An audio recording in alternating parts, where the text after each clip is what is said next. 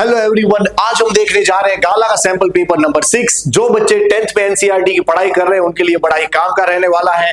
देखते हैं जरा, हमने आगे ऑलरेडी 6 पेपर पहले मैंने बेसिक के पढ़ा दिए हैं। आज हम बाकी के 5 पेपर पढ़ चुके हैं स्टैंडर्ड के, और साथ में आज छठा पेपर है, मतलब आखिरी पेपर है। आई होप आपने काफी सारी चीजें सीखी होगी। जिन्होंने भी नहीं सीखी, पहली बार वीडियो देख रहे हैं, आगे के वीडियो को जरूर देखिए।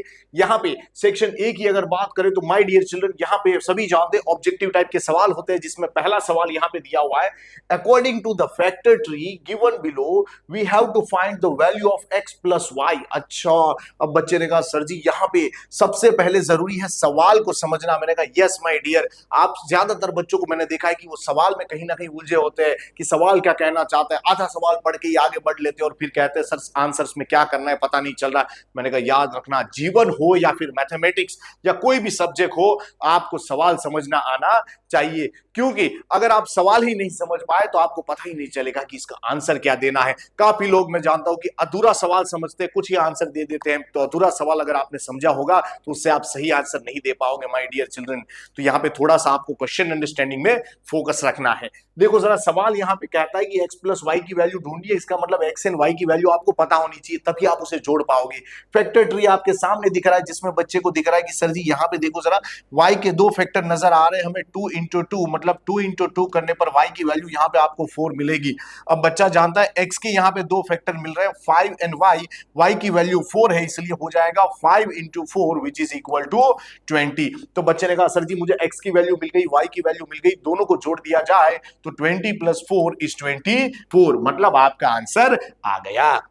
तो आपने यहां पे देखा कि कैसे हम सवाल को अगर समझ गए तो आराम से इसके आंसर को बना सकते हैं। लेकिन अगर कोई बच्चे मिड में कहीं कैलकुलेशन में फंस रहे हैं तो यहां पे मैं हर कैलकुलेशन एक्सप्लेन कर रहा हूं कि फाइनल आंसर तक कैसे पहुंचा जाए। आप अच्छे से इस वीडियो को ध्यान से अगर ऑब्जर्व करके देखोगे तो माय डियर डेफिनेटली आप अच्छे नंबर ला पाओगे। चलिए आगे बढ़ते हैं अगले सवाल की ओर। अगले सवाल की अगर चर्चा करें तो यहां दिया हुआ है, if the zeros of this polynomial are reciprocal of each other. देखिए जरा, यहां पे उन्होंने कहा zeros are reciprocal of each other, तो मैंने कहा यहां पे देखो ये क्या है, क्वाड्रेटिक पॉलिनोमियल है जिसमें 2 जीरोस होते हैं, एक होता है अल्फा, दूसरा बीटा। मैंने कहा देखो, अगर अल्फा को मैं कुछ मान लूं, सपोज अल्फा अल्फा है, तो बीटा उसका रेसिप्रोकल है, क्योंकि सवाल ने दिया कहा था कि भाई ये दूसरा वाला उसका रेसिप्रोकल है, तो ये हो जाएगा 1 अपॉन अल्फा। तो मैंने कहा मुझे एक बात पता है अल्फा इंटू बीटा के बारे में कि alpha into beta is actually C upon A. तो बच्चे ने कहा अल्फा तो अल्फा है सर, बीटा की वैल्यू 1 अपॉन अल्फा है। मैंने कहा सी की वैल्यू यहां पे देखो जरा, A X square plus B X plus C से पता चलता है ये 2m माइनस 9 होगा।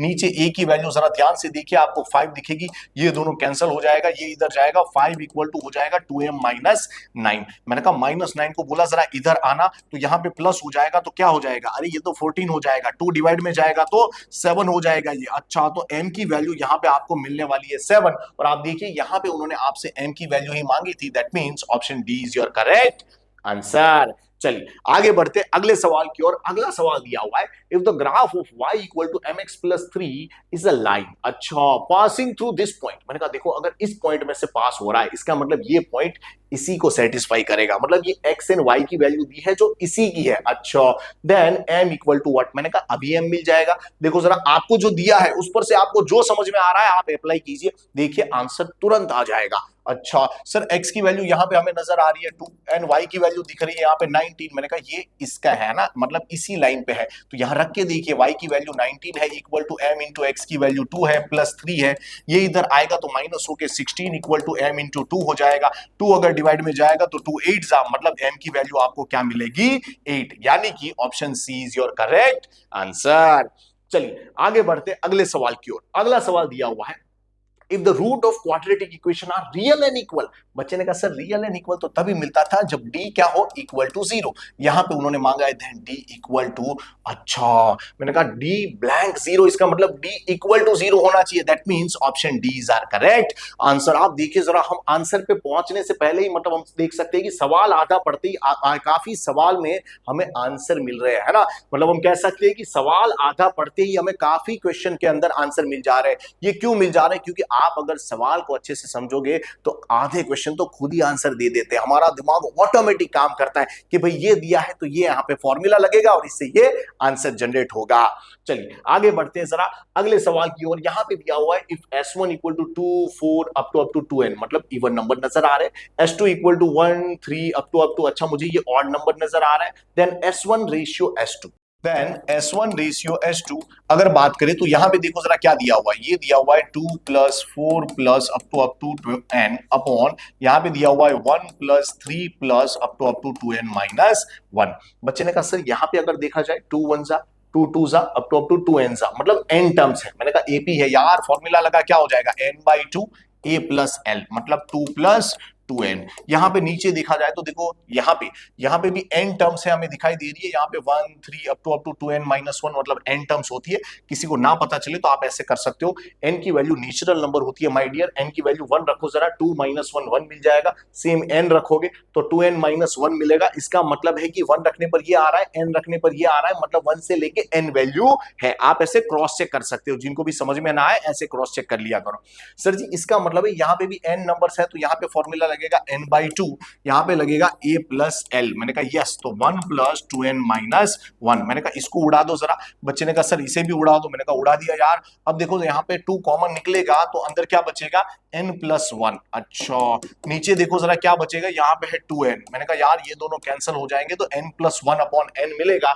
इसका मतलब है option A is your correct answer.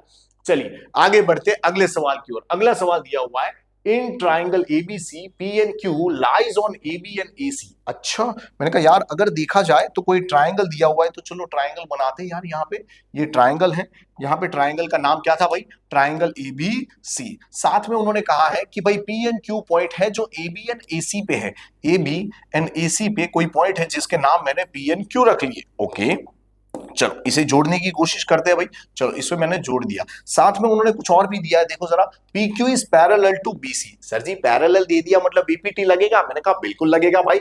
अब देखो यहाँ पे क्या दिया है, AP इज 5। मैंने कहा AP की वैल्यू 5 दी है, PB की वैल्यू 12 दी है। ओके AQ की वैल्यू यहाँ पे 8 नजर आ रही है। उन्होंने मांगा AC मतलब पूरा का पूरा ये, अच्छा इसकी वैल्यू मांग ली। मैंने कहा इसको X बुला लेते हैं।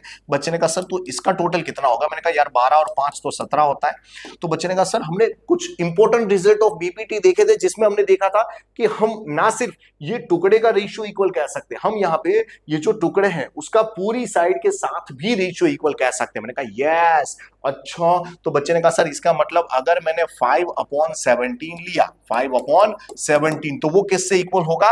8/x से, 8/x से। जरा ध्यान से ऑब्जर्व कीजिएगा, यहाँ पे छोटी साइड अपॉन बड़ी साइड है तो यहाँ पे इसकी तरह यहाँ पे कोरोस्पोंडिंग साइड AQ है, यानी जिसकी वैल्यू 8 है, अपॉन ये बड़ी साइड x है। जब भी यहाँ पे ये पैरेलल दिया हो PQ पैरेलल BC, आप यहाँ पे ऐसे लगा सकते हो। अच्छा यहाँ पे क्रॉस मल्टीप्लाई करेंगे तो x इक्वल टू हो जाएगा, देखो 17 इंटू 8/5। बच्चे ने क्या किया, यहाँ पे कटिंग मारने की कोशिश की। सर जी इसको कट करेंगे तो 5 1 जा, फिर पॉइंट आ जाएगा 3 था, मतलब 3.0, मतलब यहाँ पे हम कह सकते हैं 5 6 जा 30। अब दोनों को अगर मल्टीप्लाई करना हो तो बच्चा जानता है हमें क्या करना पड़ेगा, 17 इंटू 16 मतलब कि 1.6। अगर मैं 17 10 जा करता तो ये 170 बनता। अच्छा फिर मैंने कहा 17 6 जा करने जाते तो 102 बचता। अगर दोनों को जोड़ूंगा तो यहाँ पे 2 आएगा, यहाँ पे 7 आएगा, यहाँ पे 2 आएगा। अच्छा तो यहाँ पे पॉइंट आएगा क्योंकि यहाँ पे पॉइंट था, इसका मतलब आंसर आएगा 27.2। तो हम कह सकते हैं option A is our correct answer.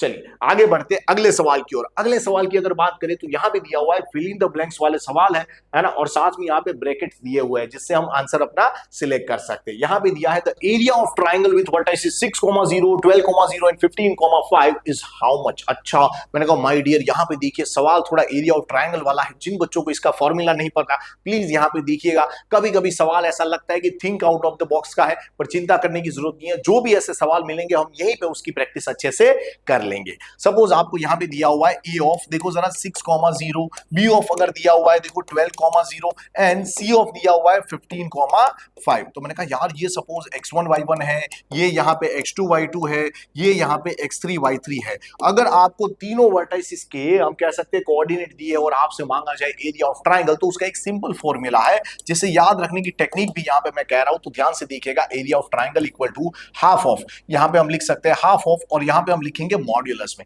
Sir ये क्या होता है? मैंने कहा एब्सोल्यूट वैल्यू मतलब पॉजिटिव वैल्यू लिखनी है। तो यहाँ पे हम लिखेंगे पहले, देखो क्या करेंगे, x1 ब्रैकेट, फिर प्लस में x2 ब्रैकेट, फिर लिखेंगे प्लस में x3 ब्रैकेट। अच्छा सर, अब मैंने कहा देखो आपने x1 लिखा यानी कि y वाली टर्म्स बाकी और 1 लिखा तो y की 2 और 3 वाली टर्म्स बाकी है, ऐसा हम सोच के यहाँ पे हम लिख देंगे y2 माइनस y3।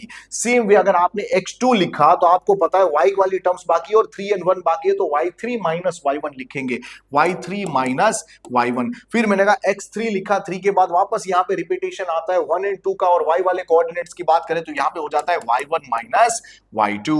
बच्चे ने कहा सर कैसा खतरनाक फॉर्मूला दिख रहा है। मैंने कहा लेकिन मैंने जो टेक्निक बताई कि आप x1 bracket, x2 bracket, x3 bracket ऐसे आप यहाँ पे याद रखिए, और यहाँ पे लिखना है आगे हाफ, ये भी भूलना नहीं है। और आप क्या करोगे, x लिख दिया तो y लिखने वाले, 1 लिख दिया तो 2 और 3 लिखने वाले, यानी कि y2 माइनस y3। अगर आपने यहाँ पे x2 लिखा है माय डियर, तो यहाँ पे आप क्या करोगे, यहाँ पे y लिखोगे और यहाँ पे y3 लिखोगे, क्योंकि 2 के बाद 3 आता है, बाद में वापस रिपीटेशन होता है, तो माइनस आप y1 करने वाले हो। देखो यहाँ पे x3 आया, 3 के बाद कुछ था नहीं, इसलिए सबको पता है 1 और 2 बाकी थे, तो उसकी बारी आएगी, और x के बाद y की बारी आती है, तो y1 माइनस y2 ऐसे आप यहाँ पे याद रख सकते हो। मैंने कहा माय डियर यहाँ पे वैल्यू रखने जाएंगे पहले x1 की जो है 6, फिर ब्रैकेट, फिर यहाँ पे x2 की जो है 12, यहाँ पे ब्रैकेट, फिर हम लिखेंगे प्लस 15, यहाँ पे बाद में ब्रैकेट। मैंने कहा देखो y2 minus y3, y2 minus y3, 0 minus 5 is minus 5। मैंने कहा आगे अगर देखा जाए तो y3 माइनस है ना y1, देखो y3 minus y1, 5 minus 0 is actually 5, फिर y1 माइनस y2। मैंने कहा यार 0 में से 0 निकालेंगे कुछ बचने वाला नहीं है, ये तो चला जाएगा। अब बच्चे ने तुरंत कह दिया सर जी 6 5 यहाँ पे होता है 30, वो भी माइनस वाला, 12 5 होता है 60। मैं इसे नहीं लिखने वाला क्योंकि 15 इंटू 0 इज 0 मेरे हीरो। मैंने कहा यार 60 माइनस 30 इज 30, 30 डिवाइड बाई 2 करेंगे तो सभी जानते हैं यहाँ पे हमें 15 आंसर मिलने वाला है, मतलब ये हमारा आंसर आ चुका है। चलिए देखते हैं अगले सवाल की ओर। अगले सवाल की अगर बात करें तो यहाँ पे दिया हुआ है sine of x plus 10 equal to half. मैंने कहा देखो यहाँ पे उन्होंने मांगा है then x equal to how much. मैंने कहा देखो यहाँ साइन दिया है, यहाँ वैल्यू दी है, अगर दोनों तरफ साइन होता तब कंपेयर करने का मजा आता, तब कुछ हमें लगता कि भाई साहब कुछ अच्छा सवाल दिख रहा है। तो बच्चे ने कहा सर हाफ को हम साइन की भाषा में लिख सकते हैं क्योंकि हमने वो ट्रिगोनोमेट्री का टेबल याद रखा है। तो बच्चा बोल पड़ा सर जी इसको हम साइन 30 बुलाते थे। मैंने कहा अगर साइन इक्वल टू साइन है तो उसका एंगल भी इक्वल होगा, तो आप लिख सकते हो x प्लस 10 इक्वल टू 30। ये जैसे ही उधर जाता है माइनस होकर आपको x की वैल्यू 20 मिल जाएगी, मतलब आपका आंसर यहाँ पे आ चुका है। चलिए देखते हैं अगला सवाल। अगले सवाल की अगर बात करें तो यहाँ पे दिया हुआ है ABCD is a cyclic quadrilateral. 9th में हमने पढ़ा था कि साइक्लिक क्वाड्रिलेटरल में ऑपोजिट एंगल के सम क्या होते हैं 180। अच्छा यहां पे उन्होंने दिया है angle B equal to 60 degree, then angle D equal to how much. बच्चे ने कहा सर हमें पता है ऑपोजिट एंगल होते हैं angle B and angle D, दोनों का सम 180 होता है, तो अगर ये 60 है तो बच्चा खुद में खुद कह सकता है कि सर जी ये उधर जाएगा तो एंगल D की वैल्यू क्या होगी 120 डिग्री। मैंने कहा भाई साहब इसका मतलब हमारा आंसर है 120 डिग्री। मतलब 9th के कॉन्सेप्ट से हम 10th के कुछ सवालों को यूं ही चुटकियों में है ना हम इसको फिनिश कर सकते हैं। देखो जरा आगे अगर सवाल की बात करें तो यहां पे दिया हुआ है the maximum area of triangle. Maximum area of triangle मांगा है हमसे, inscribed in a semi circle with radius 10 centimetre equal to how much. अब बच्चे ने कहा सर यहाँ पे अगर सेमी सर्कल बनाने जाएंगे तो मैंने कहा एक काम कर तू पूरा सर्कल बना यहाँ पे। चलो बच्चे ने यहाँ पे एक पूरा सर्कल बनाया जिसमें एक डायामीटर यहाँ पे बच्चे ने जैसे ही ड्रॉ कर दिया भाई साहब उसका काम हो गया, क्योंकि आपको यहाँ पे ऊपर और नीचे दोनों जगह पे क्या मिल रहा है सेमी सर्कल मिल रहा है। तो यहाँ पे मैंने सेमी सर्कल ए बी बुला लिया, यहाँ पे सेंटर को ओ बुला लिया। अब बच्चे ने कहा सर हमें एक बात पता है यहाँ पे रेडियस कितनी है 10 है, ये भी 10 है, ये भी 10 है। अब देखो हम यहाँ पे नीचे वाले को थोड़ी देर के लिए इग्नोर करते हैं, यहाँ पे ये जो है ना हम कह सकते हैं सेमी सर्कल है उसके अंदर हमें ट्राइंगल ऐसे बनाना है कि भाई वो क्या हो कि हम कह सकते हैं उसका एरिया मैक्सिमम हो।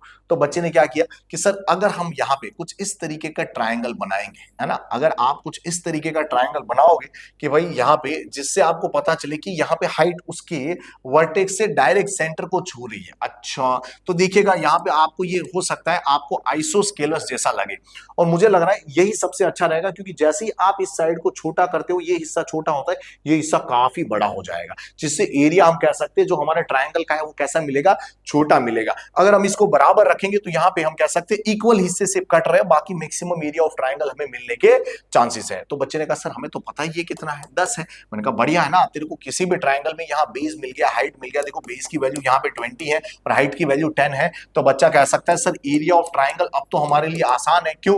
ये क्या होगा, हाफ ऑफ, देखो बेस इंटू हाइट। मैंने कहा यार 2 10 होता है और 10 इंटू 10 क्या होता है, 100। अच्छा, इसका मतलब ये हमारा क्या है, आंसर है। अब कह सकते हैं इसका आंसर आने वाला है 100 सेंटीमीटर स्क्वायर। चलो आगे बढ़ते अगले सवाल की ओर। अगला सवाल यहां पे दिया हुआ है, the cost of apple with radius 3 is 8 rupees. देखिए जरा, यहां पे उन्होंने कहा एप्पल की बात की, हम एप्पल को एक्चुअली क्या मानेंगे, हम इसे मानेंगे स्फीयर। क्या मानेंगे, स्फीयर, जिसकी अगर बात करें तो यहां पे रेडियस दी हुई है, जिसको मैं रेडियस R1 बुला रहा हूं 3 सेंटीमीटर, और उसकी कॉस्ट दी है, कितनी दी है भाई, कॉस्ट की अगर बात करें तो 8 रुपीज दिए हुए हैं। Then the cost of apple with radius, मैंने कहा यार रेडियस कितनी है, 6 सेंटीमीटर, तब उन्होंने कहा कॉस्ट कितनी होगी। अब मैंने कहा देखो यहां पे अब कोई भी इंसान जो यहाँ पे सेब यानी एप्पल बेच रहा है वो जानता है कि जैसे ही रेडियस बढ़ेगी उस हिसाब से कॉस्ट बढ़ानी पड़ेगी भाई, सीधी बात है। तो किस हिसाब से उसे बढ़ानी चाहिए हम ऐसा मान लेते हैं, तो यहाँ पे हम कह सकते हैं कि भाई यहाँ पे जो उसके वॉल्यूम बढ़ रहा है ना, उसी हिसाब से बंदे को क्या लग रहा है कि हमें कॉस्ट बढ़ानी चाहिए, तो यानी हमें इसका रेशियो लेना चाहिए। अच्छा, मतलब कि हम कह सकते हैं कि भाई इसका वॉल्यूम V1 हो अपॉन इसका वॉल्यूम V2 हो, तो that is always proportional to इनकी कॉस्ट। अच्छा, तो यानी हम लिख सकते हैं यहाँ पे 8 और इसकी कॉस्ट को मैंने मान लिया x। क्यों मैंने प्रोपोर्शनल कहा, क्योंकि यहां पे देखिए ये डायरेक्टली प्रोपोर्शनल का सवाल हम कह सकते हैं कि सर जी यहां पे देखिए जैसे ही रेडियस बढ़ रही है मतलब वॉल्यूम बढ़ रहा है तो उसकी कॉस्ट बढ़ाने की बात आई। अच्छा, और सोचिए अगर रेडियस घटती तो डेफिनेटली हम कॉस्ट घटा देते, तो इसे बोलते हैं डायरेक्ट वेरिएशन वाला सवाल, या फिर हम कह सकते हैं कि डायरेक्ट रेशियो वाला सवाल। अच्छा सर, इसमें यहां पे हम कह सकते हैं वॉल्यूम का फॉर्मूला बच्चा जानता है 4/3 पाई R1 क्यूब, यहां पे हम फॉर्मूला जानते हैं 4/3 पाई R2 क्यूब इक्वल टू था 8/x। बच्चों ने कहा सर 4/3 कैंसल, पाई पाई कैंसल, R1 का क्यूब देखो जरा, R1 3 है तो उसका क्यूब मतलब 3 इंटू 3 इंटू 3 अपॉन R2 का क्यूब मतलब 6 का क्यूब मतलब 6 इंटू 6 इंटू 6 इक्वल टू यहां पे देखा जाए तो 8/x है। अच्छा, मैंने कहा यार 3 2 जा 3 2 जा 3 2 जा, देखिए जरा 2 2 जा 4 4 2 जा 8 उधर जाएगा तो यहाँ पे x इक्वल टू मिलेगा 8 8 जा 64। इसका मतलब हम कह सकते हैं कि भाई साहब जो नया वाला एप्पल है जिसकी रेडियस 6 सेंटीमीटर है उसकी कॉस्ट हम कितनी रखेंगे, 64 रुपीज।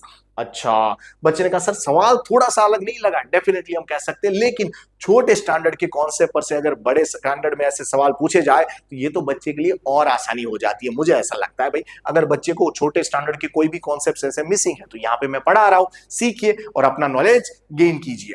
अब देखिए अगला सवाल क्या दिया हुआ है, the mean of first n natural number is how much. मैंने कहा नेचुरल नंबर के मीन की बात कर रहे हैं, नेचुरल नंबर मतलब 1 2 3 अप टू n। मैंने कहा उसकी मीन की बात करें तो मीन मतलब x बार, जिसका फॉर्मूला होता है सिग्मा xi अपॉन n। मैंने कहा यार सिग्मा xi मतलब इन सारे डेटा का सम, मैंने कहा ये तो AP है, इसका अगर सम करने जाएंगे तो फॉर्मूला लगेगा n/2 a प्लस एल मतलब कि 1 प्लस n। नीचे यहाँ पे n था, ये दोनों कैंसिल हुए तो आपको आंसर मिलेगा n+1 अपॉन 2, यानी ये आपका आंसर है। चलिए देखते हैं अगला सवाल। अगले सवाल की अगर बात करें तो यहां पे दिया हुआ है state whether the following statement are true और फॉल्स। देखो ट्रू फॉल्स वाले सवालों में ध्यान रखना होता है कि हमारा जो आंसर आया वो यहां पे दिया हुआ है कि नहीं। ऐसा नहीं कि बच्चा कुछ आंसर ढूंढ के आगे निकल गया, है ना, आपको सही है कि गलत है स्टेटमेंट वो बताना जरूरी है। यहां पे दिया हुआ है P ऑफ ए, देखो जरा क्या लिखा है P ऑफ ए, बच्चे ने कहा 0.9 का स्क्वायर, मैंने कहा ये होता है 0.81। Then P of A bar equal to, मैंने कहा यार P ऑफ ए बार की बात करें तो ये होता है 1 माइनस पी ऑफ ए। बच्चे ने कहा सर पी ऑफ ए क्या है 0.81, अगर मैं 1 माइनस 0.81 करूंगा तो ये हो जाएगा 0 पॉइंट, हम लिख सकते हैं यहाँ पे 19, और यहाँ पे देखिए उन्होंने लिखा है 0.1 का स्क्वायर विच इज 0.01। मुझे नहीं लगता दोनों सेम है, यानी कि उनका स्टेटमेंट कैसा है, फॉल्स है। चलिए आगे देखते हैं अगले सवाल की ओर। अगले सवाल की बात करें तो यहाँ पे दिया हुआ है the cubic polynomial has at most 3 real zeros. Definitely हम कह सकते हैं क्यूबिक पॉलिनोमियल की अगर बात करें जिसकी डिग्री 3 होती है तो उसके पास मैक्सिमम 3 जीरोस ही पॉसिबल होते हैं। तो ये स्टेटमेंट कैसा है? ट्रू है। चलिए आगे देखते हैं अगले सवाल की ओर। यहां पे लिखा है the product of root of this quadratic equation is -14। मैंने कहा प्रोडक्ट ऑफ रूट्स मतलब alpha into beta which is equal to C upon A. C की वैल्यू -14 दिखाई दे रही है देखो, और ए की वैल्यू 5 दिखाई दे रही है। मैंने कहा यानी आंसर आना चाहिए -14 अपॉन 5। यहां पे सिर्फ -14 लिखा है, इसका मतलब ये स्टेटमेंट कैसा है? गलत है। अच्छा, मैंने कहा देखो अगर आगे देखा जाए तो आगे के सवाल में यहां पे दिया हुआ है point this and this are collinear points. अच्छा, मैंने कहा देखो इसके लिए तो हमें चेक करना पड़ेगा। मैं यहाँ पे एक काम करता हूँ, इसे ए ऑफ 2,4, यहाँ पे इसको बी ऑफ 6,4 एंड यहाँ पे सी ऑफ 4,8 बुला लेता हूँ। और अब यहाँ पे हम क्या करने वाले, यहाँ पे डिस्टेंस बिटवीन देम ढूंढेंगे कि A B, B C and A C. बच्चे ने कहा सर ए बी अगर ढूंढने जाएंगे तो हमें ऐसा लग रहा है, देखो जरा 6 - 2 4 जिसका स्क्वायर 16, 4 - 4 0। अच्छा, तो इसका आंसर आएगा 4। मैंने कहा अगर मैं बात करूं यहाँ पे बीसी की तो यहाँ पे देखो 6 - 4 2 जिसका स्क्वायर 4, यहाँ पे 8 - 4 4 4 का स्क्वायर 16, तो यहाँ पे आंसर आ रहा है √20।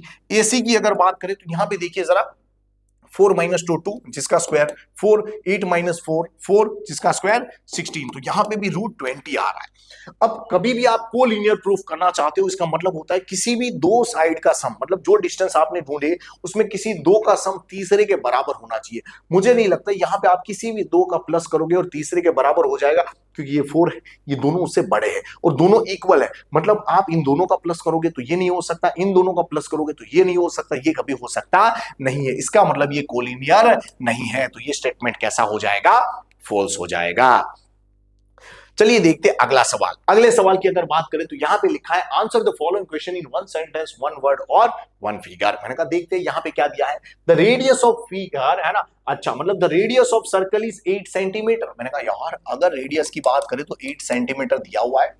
Find the area of square inscribed in a circle, यानी कि यहां पे उन्होंने कहा सर्कल के अंदर कोई स्क्वायर अगर इंस्क्राइब्ड किया गया है तो उसका एरिया ढूंढिए। मैंने कहा भाई तू जरा ध्यान से देख, यहां पे स्क्वायर के अंदर 90 डिग्री होता है। बच्चे ने कहा हाँ जी। अब मैंने कहा अगर मैं इसको जोड़ूंगा तो आपको बता दूं हमेशा डायामीटर ही 90 डिग्री बनाता है, मतलब ये डायामीटर हो जाएगा। अच्छा सर आपको पता है यहां पे अगर सेंटर O है तो हमें रेडियस के बारे में पता है जो है 8, तो मैंने कहा ये 8 है तो ये भी 8 होगा, तो टोटल कितना हो जाएगा? 8 + 8 16 हो जाएगा। मैंने कहा अगर मैं इनकी ये साइड जो इक्वल होती है इनको अगर x बुला लूं, क्योंकि स्क्वायर की साइड कैसी होती है? इक्वल होती है। अगर मैं इनको x बुला लूं तो यहाँ पे राइट एंगल ट्राइंगल हमें तुरंत क्या कहेगा? पाइथागोरस लगा दो। मैंने कहा चल लगा देते हैं, x² + x² = इस हाइपोटेनियस का स्क्वायर। मतलब भाई पाइथागोरस हम लिख सकते हैं x² + x² = 16 का स्क्वायर। मैंने कहा ये हो जाता है 2 × x² = 16 का स्क्वायर होता है 256। ये डिवाइड में जाएगा तो ये हो जाएगा 128। मैंने कहा x का स्क्वायर मतलब होता है एरिया ऑफ स्क्वायर। क्यों भाई? Side of square is x, तो इसका एरिया क्या मिलेगा? x²। तो मैंने कहा एरिया ऑफ स्क्वायर मुझे मिल चुका है विच इज 128। इसका मतलब ये हमारा क्या है? आंसर है। आप यहां पे देख सकते हो यहां सेंटीमीटर लिखा हुआ था इसलिए इसका यूनिट होगा सेंटीमीटर स्क्वायर। चलिए देखते अगला सवाल। अगले सवाल की अगर बात करें तो यहां पे सवाल लिखा हुआ है find the mode of given observation. मैंने कहा मोड मतलब हाईएस्ट नंबर ऑफ रिपीटेशन जिसका हो रहा हो वो हमारा मोड होता है। अच्छा यहां पे देखा मैंने सबसे ज्यादा रिपीटेशन किसका हो रहा है? देखो 15 दिख रहा है मुझे 3 बार, इसका मतलब है ना यहाँ पे हम कह सकते हैं मोड जो होगा हमारा z which is equal to 15। चलिए आगे देखते हैं अगले सवाल की ओर। अगला सवाल यहां पे दिया हुआ है इफ 2520 = 2 की पावर 3 × 3 की पावर p। अच्छा मैंने कहा देखो यहां पे उन्होंने मांगा क्या है? PNQ। मैंने कहा यार प्राइम फैक्टराइजेशन ही तो किया है यार, ये तो बच्चा पहले चैप्टर से सीखता आ रहा है। क्या करेंगे देखो जरा, 2520 लिखा हुआ है तो 2 से इसको डिवाइड करो, 2 1 जा, फिर 2 2 जा, फिर 2 6 जा और यहाँ पे 0, फिर 2 से ट्राई करोगे तो ये 630 आएगा, फिर 2 से ट्राई करोगे तो ये 315 आएगा, फिर यहाँ 3 से ट्राई करोगे तो ये 105 आएगा, फिर मैंने कहा अगर 3 से ट्राई करोगे तो ये 35 आएगा, फिर 5 से ट्राई करोगे तो 7 जा और 7 से ट्राई करोगे तो 1 जा। बच्चे ने देखा सर यहाँ पे देखो जरा ये 2 की पावर 3 दिखाई दे रही है। मैंने कहा 3 की पावर क्या दिखाई दे रही है? 2 एज वेल एज 5 एंड 7 की पावर दिख रही है हमें, 5 की पावर 1 7 की पावर 1। तो बच्चे ने कह दिया सर 3 की पावर यहाँ 2 है और यहाँ p है, इसका मतलब p की वैल्यू 2 एज वेल एज यहाँ पे मैंने देखा यार 5 है और यहाँ पे 5 मिसिंग था, इसका मतलब q की वैल्यू 5। तो आपको p एंड q की वैल्यू मिल चुकी है। चलिए देखते अगला सवाल। अगले सवाल की बात करें तो यहां लिखा है is this equation is quadratic और नॉट। मैंने कहा उसके लिए तो इसे सिंप्लीफाई करना पड़ेगा। देखो क्या दिया है, y plus one whole square is actually y square plus 2y plus one. यहां पे 2 अंदर जाएगा तो 2y माइनस 6। मैंने कहा इसको इधर ले लो, लेकिन ये दोनों कैंसिल हो जाएंगे क्योंकि 2y माइनस 2y, क्योंकि ये इधर आती माइनस होता है, ये इधर आती प्लस होगा तो y square plus 7 equal to 0। बच्चे ने देखा डिग्री 2 है तो इसीलिए मैं लिख सकता हूं yes it is quadratic equation. चलिए आगे बढ़ते हैं अगले सवाल की ओर। यहां पे अगर देखा जाए तो मैच द फॉलोइंग आ चुका है, जिसमें क्यूबिक पॉलिनोमियल वाले सवाल है जो हमारे लिए फेमस होते जा रहे हैं। देखिएगा जरा यहां पे क्या दिया है, उन्होंने मांगा है यहां पे हम कह सकते हैं कि भाई alpha plus beta plus gamma equal to what. मैंने कहा यार ये तो सिंपल है, माइनस बी अपॉन ए। अब यहां पे जो दूसरा मांगा है ना वो काफी मजेदार चीज मांगी है। आप देखिए यहां पे अगर हम एलसीएम लेंगे तो नीचे एलसीएम में आएगा अल्फा बीटा गामा। इसके पास अल्फा बीटा था, गामा नहीं था। इसके पास बीटा गामा था, अल्फा नहीं था। इसके पास यहाँ अल्फा एंड गामा था, बीटा नहीं था। मैंने कहा यार इसका अगर सम करेंगे तो आएगा माइनस बी अपॉन ए, और alpha into beta into gamma करोगे तो आपको मिलेगा माइनस डी अपॉन ए।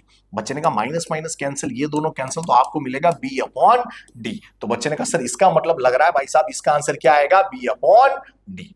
चलो आगे देखते हैं अगले सवाल की ओर। यहां पे दिया हुआ है cot थीटा इक्वल टू 1। मैंने कहा यहां पे अगर ऑप्शन देखोगे तो यू विल रियलाइज ये होता है अंडर रूट में cos x स्क्वायर माइनस 1, मतलब यहां पे ये इसका आंसर है। सेम यहां cos थीटा लिखा है, इसका फॉर्मूला भी बच्चे जानते हैं under root 1 minus sine square theta. तो यहां पे इसका आंसर हमारा आ चुका है।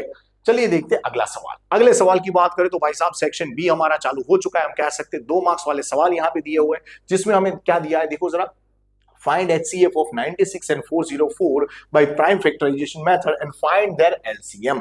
मैंने कहा ध्यान से देखा जाए तो यहाँ पे हम कह सकते हैं कि 96 and 404 का हमें पहले क्या करना पड़ेगा, यहाँ पे हमें इसके फैक्टर निकालने पड़ेंगे। बच्चे ने कहा सर प्राइम फैक्टराइजेशन से अगर ट्राई करें तो हम लिखते थे 2 इंटू 48 जा 48 मतलब 2, 24 जा 24 मतलब 2, 12 जा 12 मतलब यहाँ पे 2, 6 जा 6 मतलब 2, 3 जा। तो मैंने क्या किया यहाँ पे इसके फैक्टर डायरेक्टली ऐसे ही ओरली बोल के लिख दिए। अब सेम 404 है तो यहाँ पे अगर ट्राई करने जाएंगे तो हम लिख सकते हैं 2 इंटू 202। 202 है ना तो इसको हम लिखेंगे 2 इंटू 101। देखो ये 101 के फैक्टर हमें नहीं निकल सकते क्योंकि ये हमारा प्राइम नंबर नजर आ रहा है।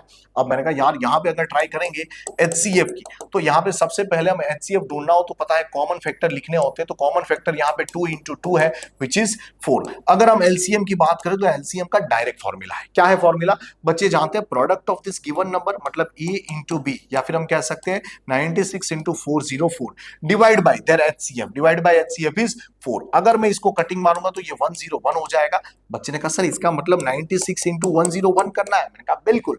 अब बच्चा जानता है सर 96 इंटू 1 करने का मतलब है 100 करना, मतलब 9600। अगर 1 जा करूंगा तो यहाँ 96 आएगा तो हमें आंसर मिलेगा 9696। इसका मतलब एलसीएम आने वाला है 9696 which is our required answer.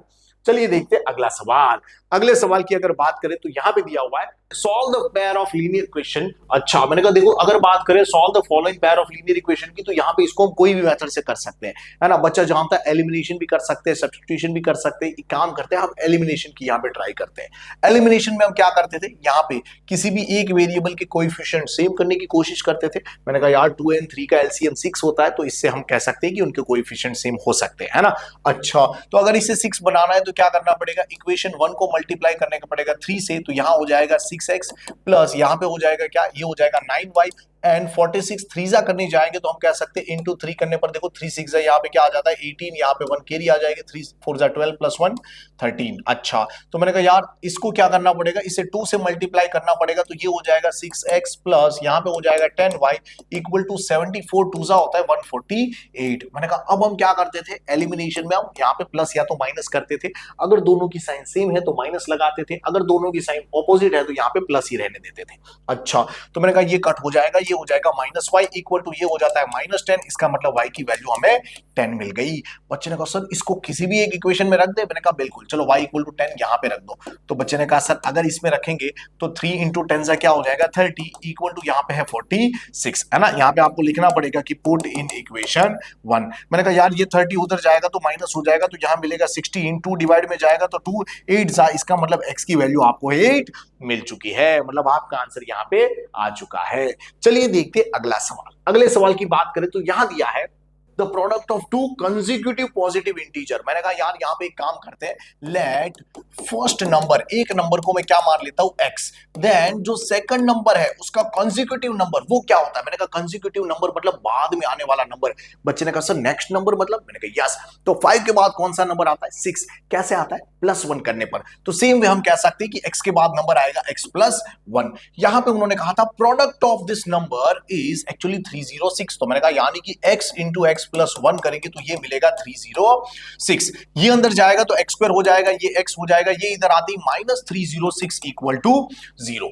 बच्चे ने कह दिया सर अब हमें फैक्टराइजेशन करना चाहिए। मैंने कहा बिल्कुल, यहां पे हमें ये जो -306 है उसके ऐसे फैक्टर निकालने चाहिए जिससे +1 आ जाए। तो बच्चे ने कहा सर हमें एक बात पता है, जब यहां नेगेटिव यहां पॉजिटिव हो तो हम क्या करते थे भाई साहब, यहां जब नेगेटिव हो और ऊपर पॉजिटिव हो तो हम जो दो फैक्टर मिलते हैं उसमें छोटे वाले को माइनस की साइन देंगे। किसे देंगे, छोटे वाले को। बच्चे ने कहा सर इसके फैक्टर तो निकालिए। मैंने कहा सिंपल सी बात है, यहां पे अगर मैं 306 के फैक्टर निकालने जाऊंगा तो 2 से पहले डिवाइड करूंगा तो 2 15 जा, फिर 2 3 जा, फिर इसे हम 3 से डिवाइड कर सकते हैं, यहां हो जाएगा 51 जा, 3 से करेंगे तो ये 17 जा, अच्छा मतलब 17 1 जा। तो देखो जरा यहां पे 2 3 जा 6, 6 3 जा 18, अच्छा और 18 और इंटू 17, मैंने कहा ये ले लेना चाहिए 18 इंटू 17, लेकिन छोटे वाले को माइनस देंगे क्योंकि 18 माइनस 17 हमें 1 नजर आ रहा है। तो बच्चे ने कहा सर यानी कि हम x² प्लस इस 1 को हम लिख सकते हैं 18 माइनस 17 मतलब कि 18x minus 17x minus 306 equal to 0। बच्चे ने कहा सर यहां पे देखिए 4 टर्म आ चुकी है, हम क्या करने वाले, दो टर्म में से कुछ कॉमन लेंगे। यहां पे बच्चा x कॉमन लेगा, अंदर मिलेगा x प्लस 18, यहां से बच्चा माइनस 17 कॉमन लेगा, बच्चे को मिलेगा x प्लस 18 इक्वल टू 0। ये टर्म हमेशा सेम आती है, जिसे हम कॉमन निकालते हैं तो यहां पे मिलता है x प्लस 18 और बच जाता है x minus 17 which is equal to 0। बच्चा जानता है if product is 0 either first one is 0 और सेकंड वन इज 0। मैंने कहा यार ये उधर गया तो x की वैल्यू -18, ये उधर गया तो x की वैल्यू 17। मैंने कहा देखो जरा नेगेटिव नंबर आ गया, उन्होंने कहा था पॉजिटिव इंटीजर, यानी ये तो हमारा आंसर हो ही नहीं सकता।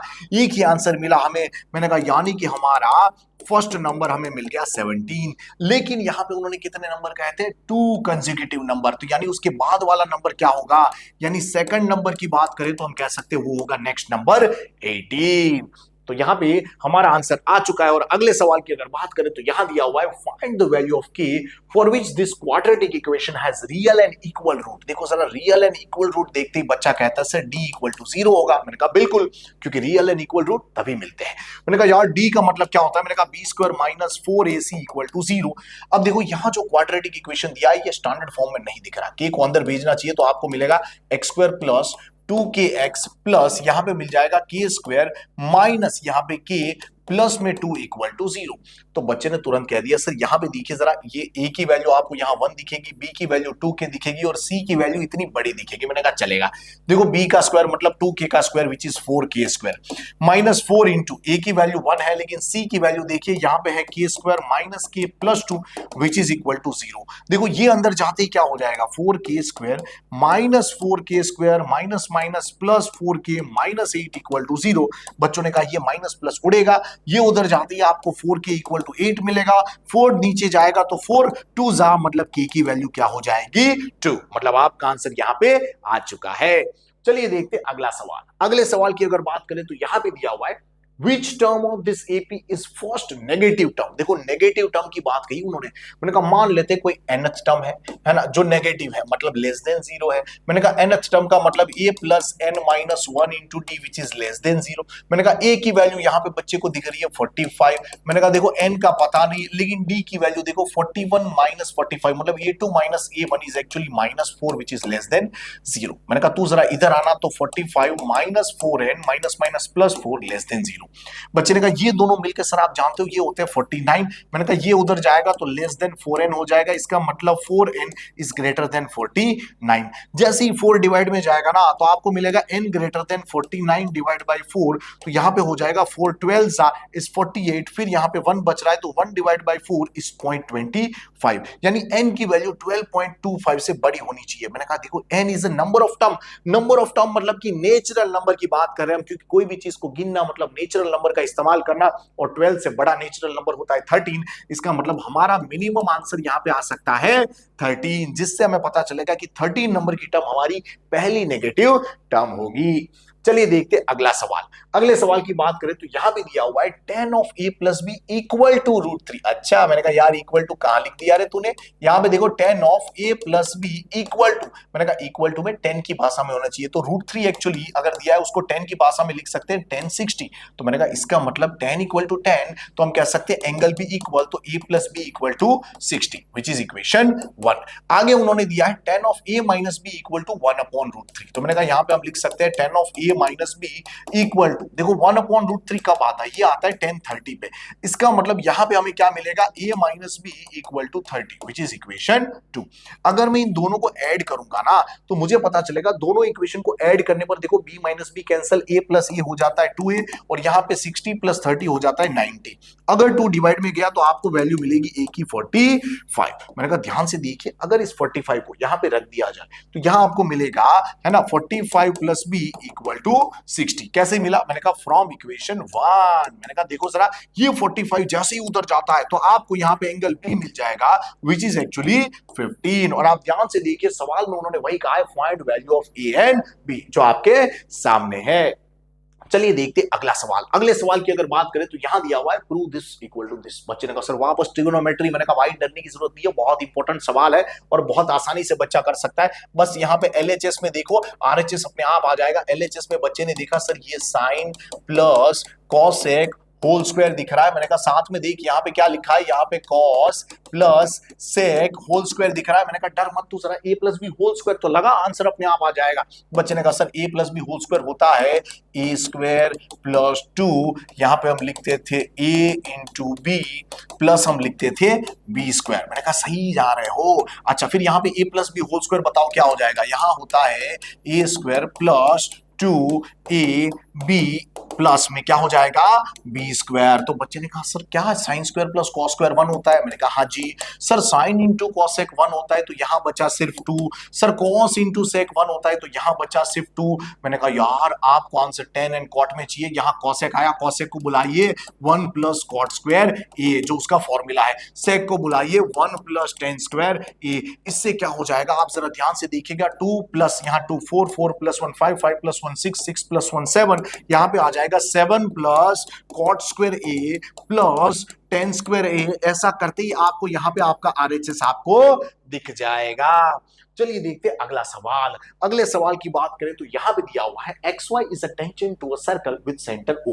मैंने कहा देखो जरा, सर्कल ड्रॉ किया हुआ है जिसका सेंटर क्या है? O है। ओके, मैंने कहा xy is a tangent, xy is a tangent, जहां पे उन्होंने लिखा है touching the circle eight y, मतलब टेंजेंट यहाँ पे y पे छू रही है तो नाम उसका xy था, तो ऐसे xy बनेगा। ओके, उन्होंने कहा है OX इक्वल टू 61। मैंने कहा OX देखो यहाँ 61 है, यहाँ पे 90 डिग्री सभी को दिख जाता है। अच्छा, उन्होंने कहा diameter of the circle is 22। मैंने कहा अगर डायमीटर 22 है तो माय डियर यहाँ पे हमें पता चलता है रेडियस कितना होगा, उसका आधा 11। बच्चे ने कहा सर हमसे क्या मांगा है? उन्होंने XY, मतलब ये मांगा है। मैंने कहा इसको मैं नाम दे देता हूं X। अच्छा, अगर ये राइट एंगल ट्राइंगल है तो बच्चा जानता है पाइथागोरस लग सकता है, जिसमें हम कह सकते हैं हाइपोटेनियस का स्क्वायर, मतलब 61 का स्क्वायर इक्वल टू क्या हो जाता है? इन दोनों के स्क्वायर का सम, मतलब कि x स्क्वायर प्लस 11 का स्क्वायर। इसे अगर इधर भेज दूंगा तो यहां हो जाएगा x स्क्वायर इक्वल टू 61 का स्क्वायर माइनस 11 का स्क्वायर। बच्चे ने कहा सर ये a square minus b square है। मैंने कहा हाँ जी, जिसका फॉर्मूला होता है a minus B into a plus b। मैंने कहा भाई यहाँ पे अगर ध्यान से देखोगे तो यहाँ आपको डिफरेंस मिलेगा, देखो जरा इसका डिफरेंस क्या होता है? 50। अच्छा, अगर इसको आप ऐड करोगे तो क्या मिलेगा? 72। बच्चे ने कहा सर हमें एक बात पता है, 72 5 होता है 360। मैंने कहा ये जीरो भी रख दो, दोनों तरफ रूट लोगे तो आपको x की वैल्यू क्या मिलेगी? 60। मतलब आपको यहाँ पे लेंथ मिल चुकी है, length of tangent which is 60 centimetre. चलिए देखते अगला सवाल। अगले सवाल की अगर बात करें तो यहां दिया हुआ है the surface area of to spheres, अच्छा, आर इन रेशियो 16:9। देखो जरा, सरफेस एरिया की बात की मैंने, एक स्फीयर का S1 बुला लिया, दूसरे का S2 बुला लिया, जिसकी अगर बात करें तो फॉर्मूला होता है 4πr1 स्क्वायर, यहां पे फॉर्मूला होगा 4πr2 स्क्वायर इक्वल टू दिया है 16/9। मैंने कहा ये 4π कैंसिल, दोनों तरफ अगर आप रूट लोगे तो आपको मिलेगा यहां पे r1/r2 इक्वल टू, यहां पे रूट लेने पर मिलेगा 4/3। बच्चे ने कहा ये क्या ढूंढ लिया? मैंने कहा अभी आपको पता चलेगा, देखो जो गिवन था उस पर से कुछ ढूंढा। मांगा क्या है? उन्होंने मांगा है find the ratio of their volume. मैंने कहा वॉल्यूम की बात करें तो होता है V1 अपॉन V2। मैंने कहा यार V1 का फॉर्मूला क्या होगा? 4/3 पाई R1 क्यूब। मैंने कहा यहाँ पे देखो क्या होगा? 4/3 पाई R2 क्यूब। मैंने कहा 4/3 पाई कैंसल। अब देखो R1/R2 का क्यूब चाहिए उनको, मतलब कि होल क्यूब चाहिए। मैंने कहा R1/R2 तो था मेरे पास 4/3। देखो 4 का क्यूब क्या होता है? बच्चे ने कहा सर 64। मैंने कहा 3 का क्यूब, बच्चे ने कहा 27। मतलब आपका आंसर यहाँ पे आ चुका है। चलिए देखते हैं अगला सवाल। अगले सवाल की बात करें तो यहां दिया है for a given frequency distribution. यहां पे एक ही वैल्यू दी है, मतलब एसयूम मीन दिया है, ये सब दिया हुआ है। देखो जरा सिग्मा एफआई यूआई वगैरह उन्होंने मांगा है फाइंड द मीन। मैंने कहा यार मीन का फॉर्मूला कौन नहीं जानता? उसका सिंपल फॉर्मूला है A plus sigma FI UI upon sigma FI into यहाँ पे एच। जिनको भी ये फॉर्मूला नहीं पता यहाँ पे देखते जाना, ऑलरेडी आगे ऐसे सवाल हम कर चुके हैं। मैंने कहा यार यहाँ पे देखा जाए तो एसयूम मीन कितना है? देखो जरा यहाँ पे 50 है। अच्छा फिर यहाँ पे मैंने कहा सिग्मा एफ आई यू आई देखो -36 है। नीचे सिग्मा एफ आई कितना है? ये है 35। मैंने कहा इनटू एच की बात करें तो एच की वैल्यू यहाँ पे 10 है। बच्चे ने कहा सर 2 5 जा। मैंने कहा 7 5 जा। बच्चे ने क्या किया? यहाँ माइनस एज इट इज। बच्चे ने देखा सर 36 2 जा होता है 72, नीचे है 7। मैंने कहा जरा डिवाइड करके देख जरा, है ना, क्या होगा? 7 1 जा 7, मतलब 7 10 जा हो जाएगा, है ना, 70। अच्छा फिर यहाँ 2 था, 2 मतलब कि 2 0, तो बच्चा क्या करेगा? 7 2 जा 14 होगा। अच्छा मतलब यहाँ पे 20 माइनस 14 मतलब 6 जैसा कुछ बच रहा है। अच्छा 6 बच रहा है मतलब 60 बच रहा है। 60 बच रहा है तो बच्चा जानता है सर 7 8 जा। ओके तो मैंने कहा अगर आप यहाँ पे माइनस करोगे 50 माइनस 10.28 करोगे तो आपको अप्रोक्स आंसर यहाँ पे मिल सकता है, हम कह सकते हैं 39.72। ये हम कह सकते हैं हमारा अप्रोक्स आंसर है। आप इसको 39.8 भी लिख सकते हो, 39.7 भी लिख सकते हो। आपका आंसर यहाँ पे आ चुका है।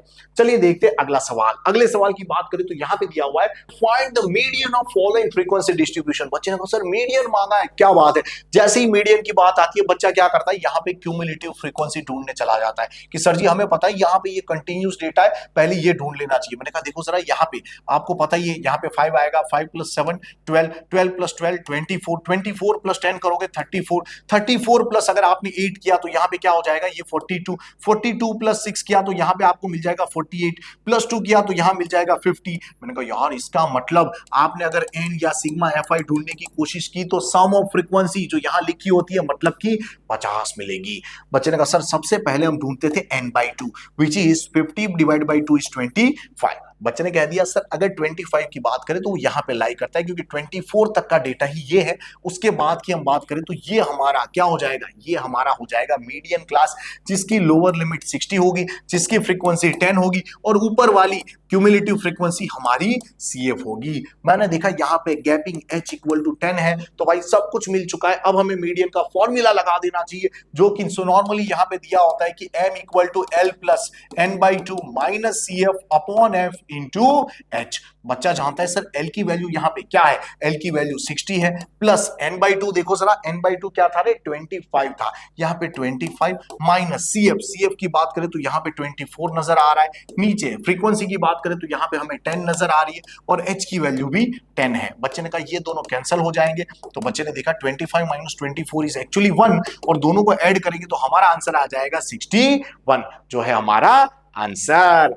चलिए देखते हैं अगला सवाल। अगले सवाल की बात करें तो यहां पे दिया हुआ है, देखो जरा, from a pack of 52 cards. अच्छा मतलब 52 टोटल कार्ड दिए हैं। उन्होंने क्या किया? King, queen, jack and ace of black colour were removed. अच्छा मैंने कहा ब्लैक कलर के हर एक कार्ड 2-2 होते हैं। अच्छा मैंने कहा यानी कि 2 किंग हटाए, 2 क्वीन हटाई, 2 जैक हटाए और 2 एस मतलब कि इक्का हटाया। अच्छा मतलब 8 कार्ड तो हटा दिए। तो मैंने कहा यार अगर आपने 8 कार्ड हटा दिए तो यहाँ पे कितने मिलेंगे? 44 बाकी के कार्ड बचे हैं। अब देखते हैं जरा, यहाँ पे उन्होंने कहा from the remaining card a card is drawn, मतलब 44 कार्ड में से एक कार्ड हमने उठाया। Okay find the probability that card drawn is a face card. मैंने कहा ध्यान से देखिएगा, उन्होंने फेस कार्ड की बातें कर दी। अब देखो यहाँ पे जो क्वीन था, किंग था एंड जैक था, इनके जो 2-2 कार्ड मतलब 6 कार्ड आपने जो उठाए वो ऑलरेडी फेस कार्ड थे। अच्छा टोटल 12 कार्ड होते हैं जिसमें से 6 तो चले गए, तो यानी कि सिर्फ बचे 6 आउट ऑफ 44, मतलब फेवरेबल अपॉन टोटल यानी 6/44। बच्चा जानता है 3 2 जा, यहाँ पे 22 2 जा, मतलब आंसर इज 3/22। अब आगे देखा जाए तो उन्होंने दूसरा मांगा है रेड कार्ड। क्या मांगा है? Red card. मैंने कहा देखो अगर रेड कार्ड की बात करें तो रेड कलर के कार्ड कितने हैं? मैंने कहा देखो आपने जो भी कार्ड हटाए वो सारे के सारे ब्लैक कलर वाले थे, है ना, सारे के सारे ब्लैक कलर वाले थे। तो मैंने कहा यार अगर बात करें रेड कलर वाले कार्ड की तो रेड कलर वाले सारे कार्ड अवेलेबल है, मतलब 26 अवेलेबल है आउट ऑफ 44। तो मैंने कहा यार यहाँ पे होता है 13 टूजा, यहाँ होता है 22 टूजा, मींस योर आंसर इज 13/22। चलिए देखते हैं अगला सवाल। अगले सवाल की अगर बात करें तो यहां पे दिया हुआ है it is given that in a group of 3 students the probability of 2 students having not same birthday is this। मैंने कहा अगर इवेंट ये कॉम्प्लीमेंट्री है, नॉट लिखा है मतलब ये बार लिख देते हैं, which is 0.992। उन्होंने मांगा है what is the probability that the 2 students have the same birthday. मैंने कहा देखो नॉट में बार लगा होता है तो सादा मतलब कि p ऑफ a मांगा है, जिसका फॉर्मूला होता है 1 माइनस p ऑफ a बार। बच्चे ने लिख दिया 1 माइनस ये 0.992, मतलब हमारा आंसर आएगा 0.008। तो ये हमारा आंसर आ चुका है। चलिए देखते हैं अगला सवाल। अगले सवाल की बात करें तो सेक्शन सी आ चुका है, मतलब 3 मार्क्स वाले सवाल हमारे सामने हैं, जिसमें यहां पे दिया हुआ है find the zeros of this polynomial and verify the relationship between zeros and coefficient. मैंने देखा यार सबसे पहले हमें इसके जीरोस ढूंढने पड़ेंगे, मतलब हम कह सकते हैं v की वैल्यू ढूंढनी है। तो मैं क्या करूंगा यहाँ पे फॉर जीरोस के लिए ये जो भी दिया है v square plus 4√3v minus 15 equal to क्या हो जाएगा? 0 हो जाएगा। अब बच्चा जानता है माइनस 15 के ऐसे फैक्टर निकालने जिससे 4√3 पैदा हो जाए। मैंने कहा देखो यहाँ पे माइनस 15 दिया हुआ है, यहाँ पे हमें दिख रहा है 4√3, और बच्चा एक बात बड़े अच्छे से जानता है कि यहाँ √3 है, मतलब यहाँ भी फैक्टर में √3 दिखना चाहिए। तो बच्चे ने लिखा सर √3 इंटू √3 तो 3 होता है, तो भाई 3 5 15 तो हो ही सकता है। मैंने कहा तो एक काम करना यहाँ पे 5 लिख दे। और बच्चा एक और बात जानता है यहाँ नेगेटिव और ऊपर पॉजिटिव, इसका मतलब छोटे वाले को माइनस देना है। क्यों? क्योंकि इनका प्रोडक्ट आपको माइनस 15 भी देगा और 5√3 माइनस √3 करने पर आपको 4√3 भी मिलेगा। बच्चे को सर फैक्टर तो मिल गया। मैंने कहा बढ़िया बात है ना। तो एक काम कर यहाँ v स्क्वायर प्लस ये 4√3 है, 4√3 को क्या लिखेंगे? 5√3v minus √3v। अच्छा minus 15 as it is equal to 0। अब मैंने क्या देखा, 4 टर्म देखते ही हम दो में से कुछ कॉमन निकालते थे। अब बच्चे ने देखा यहां से अगर मैंने v कॉमन निकाला ना तो अंदर बचेगा v प्लस 5√3। अगर यहां मैंने माइनस √3 कॉमन निकाला तो सभी जानते सेम टर्म मिलती है, इसलिए v प्लस 5√3 बचेगा। आप ट्राई कर सकते हो। सर जी हमें पता है इसको कॉमन निकालना चाहिए, तो क्या हो जाएगा? v प्लस 5√3 बाहर निकलती, अंदर क्या मिलने वाला है? v minus √3 which is equal to 0। बच्चे ने कहा sir if product is 0 either first one is 0 और सेकंड वन इज 0। मैंने कहा बिल्कुल, तो यहां पे हो जाएगा v plus 5√3 equal to 0 and v minus √3 equal to 0। ये उधर जाती v की वैल्यू मिलेगी माइनस 5√3, ये उधर जाती v की वैल्यू मिलेगी √3। देखो आपको v की वैल्यू मिल चुकी है, इसका मतलब आपको जीरोस तो मिल चुके हैं। बच्चे ने कहा यस सर। अब मैंने कहा जीरोस मिल चुके हैं लेकिन कोएफिशिएंट मिले नहीं है, लेकिन जीरोस को दोनों को v बुलाना अच्छा लगेगा नहीं। तो अगर मैं यहां लिख देता हूं let the zeros are alpha and beta, क्या लिख देता हूं? Let the zeros are alpha and beta. तो यहां पे क्या हो जाएगा? देखो जरा, यहां पे हम कह सकते हैं कि सब चीज यहां पे इसकी वैल्यू अल्फा हो जाएगी और इसकी बीटा हो जाएगी। तो मैं लिख सकता हूं alpha equal to minus 5√3 and beta equal to √3। बच्चे ने कहा सर अल्फा एंड बीटा तो आपने इसको बुला लिया, लेकिन व्हाट अबाउट द कोएफिशिएंट? मैंने कहा अगर मैं इसको ab square plus bv plus c से अगर कंपेयर करता तो मुझे a की वैल्यू 1 मिलती, b की वैल्यू आपको मिलेगी 4√3 एंड c की वैल्यू मुझे मिलेगी माइनस 15। मैंने कहा यार देखो जरा ध्यान से देखोगे तो आपको पता चलेगा यहां भी हमें कोएफिशिएंट भी मिल चुके हैं। अब क्या करना चाहिए? अब हमें सिर्फ रिलेशनशिप वेरीफाई करना है जीरोस एंड कोएफिशिएंट के बीच का। चलिए जरा इस पे ट्राई करते हैं। तो मैं जानता हूं यहां पे रिलेशनशिप क्या है। We know alpha plus beta equal to minus B upon A and alpha into beta equal to C upon A. अच्छा मैंने कहा जरा ध्यान से देखिए, यहां पे अगर मैं LHS लेने जाता हूं, मतलब कि अल्फा प्लस बीटा ट्राई करता हूं, तो यहां पे अल्फा प्लस बीटा करने पर मुझे यहां पे देखो जरा माइनस 5√3 प्लस √3 करने पर मुझे मिलने वाला है minus 4√3 which is my equation 1। अगर मैं RHS ट्राई कर रहा हूं, RHS is actually minus B upon A. देखो जरा माइनस बी अपॉन ए मतलब यहां माइनस लगाने पर minus 4√3 upon a is 1 only which is equation 2। तो आपको दोनों का आंसर सेम मिल रहा है। इसका मतलब फ्रॉम 1 and 2 आपको clearly LHS equal to RHS आ गया, मतलब पहला रिलेशनशिप वेरीफाई हो गया। चलिए देखते हैं अगले यहाँ पे, है ना, अगले रिलेशनशिप की अगर बात करें तो यहाँ पे एलएचएस में दिया हुआ है अल्फा इंटू बीटा। देखो अल्फा की वैल्यू क्या थी, यहाँ पे थी -5√3 और बीटा की वैल्यू थी यहाँ पे √3। बच्चे ने कहा सर हमें पता है √3 इंटू √3 3 5 15। मैंने कहा तो लिख दो, यहाँ पे ये क्या होगा, इक्वेशन 3। अब मैंने कहा जरा आरएचएस ट्राई करो। आरएचएस में देखा जाए तो यहाँ हमें दिख रहा है भाई साहब C/A, और यहाँ पे C/A की बात करें तो C की वैल्यू देखो -15 है अपॉन A इज 1, तो इसका आंसर भी -15 मिलेगा। जिससे अगर आपने इक्वेशन 4 बुला लिया तो आप लिख सकते हो from equation 3 and 4 LHS equal to RHS, means हमारा यहाँ पे रिलेशनशिप वेरीफाई हो चुका है। चलिए देखते हैं अगला सवाल। अगले सवाल की बात करें तो यहाँ पे दिया हुआ है form a quadratic polynomial whose zeros are this, जिसके जीरोस आपको दिए हुए हैं। मैंने कहा बढ़िया बात है यार, एक काम करते हैं जीरोस का नाम रख लेते हैं, एक का अल्फा दूसरे का बीटा। बच्चे ने कहा सर यहाँ पे है ये 7 प्लस √5, दूसरा क्या है 7 माइनस √5। मैं जानता हूं यहां पे मैं अल्फा प्लस बीटा कर सकता हूं, अगर मैंने ऐसा किया तो ये दोनों कैंसिल हो जाएंगे और 7 + 7 14 मिलेगा। मैंने कहा यार ये तो बढ़िया बात है ना। आप ध्यान से देखोगे तो नीचे 1 होता है जिसको हम -b/a लिखेंगे तो क्या मिलेगा मुझे, a की वैल्यू यहाँ पे क्लियरली 1 दिखेगी, -b = 14, इसका मतलब b की वैल्यू -14 दिखेगी। बच्चे ने कहा सर अगर मैं अल्फा इंटू बीटा करता तो, मैंने कहा यार ये a + b a - b become a² - b² मिलता। देखो 7 का स्क्वायर 49 माइनस यहाँ 5, तो यहाँ पे आपको मिलेगा 44, नीचे 1 था, इसका मतलब इसे C/A से कंपेयर कर सकते हैं क्योंकि alpha into beta is always equal to C/A। अब ध्यान से देखिए यहाँ पे भी a की वैल्यू आपको 1 दिखेगी और c की वैल्यू 44, a की वैल्यू सेम आ रही है, इसका मतलब आपने जो a b एंड c ढूंढा है वो एकदम सही है। और बच्चा जानता है सर क्वाड्रेटिक पॉलिनोमियल जो होता है वो एक्चुअली दिखता है ax² + bx + c जैसा। मैंने कहा a की वैल्यू ध्यान से देख 1 है जिसे लिखने की जरूरत नहीं है, b की वैल्यू ध्यान से देख -14 है, बाजू में x है, और c की वैल्यू ध्यान से देख यहाँ पे क्या दिख रही है तुझे 44, मतलब आपका क्वाड्रेटिक पॉलिनोमियल यहाँ पे मिल चुका है। चलिए देखते हैं अगला सवाल। अगले सवाल की अगर बात करें तो यहाँ पे क्या दिया हुआ है, देखो जरा, यहाँ पे दिया है for a given AP pth term is q, qth term is p, then find nth term. मैंने कहा देखो जरा pth टर्म मतलब AP which is equal to q।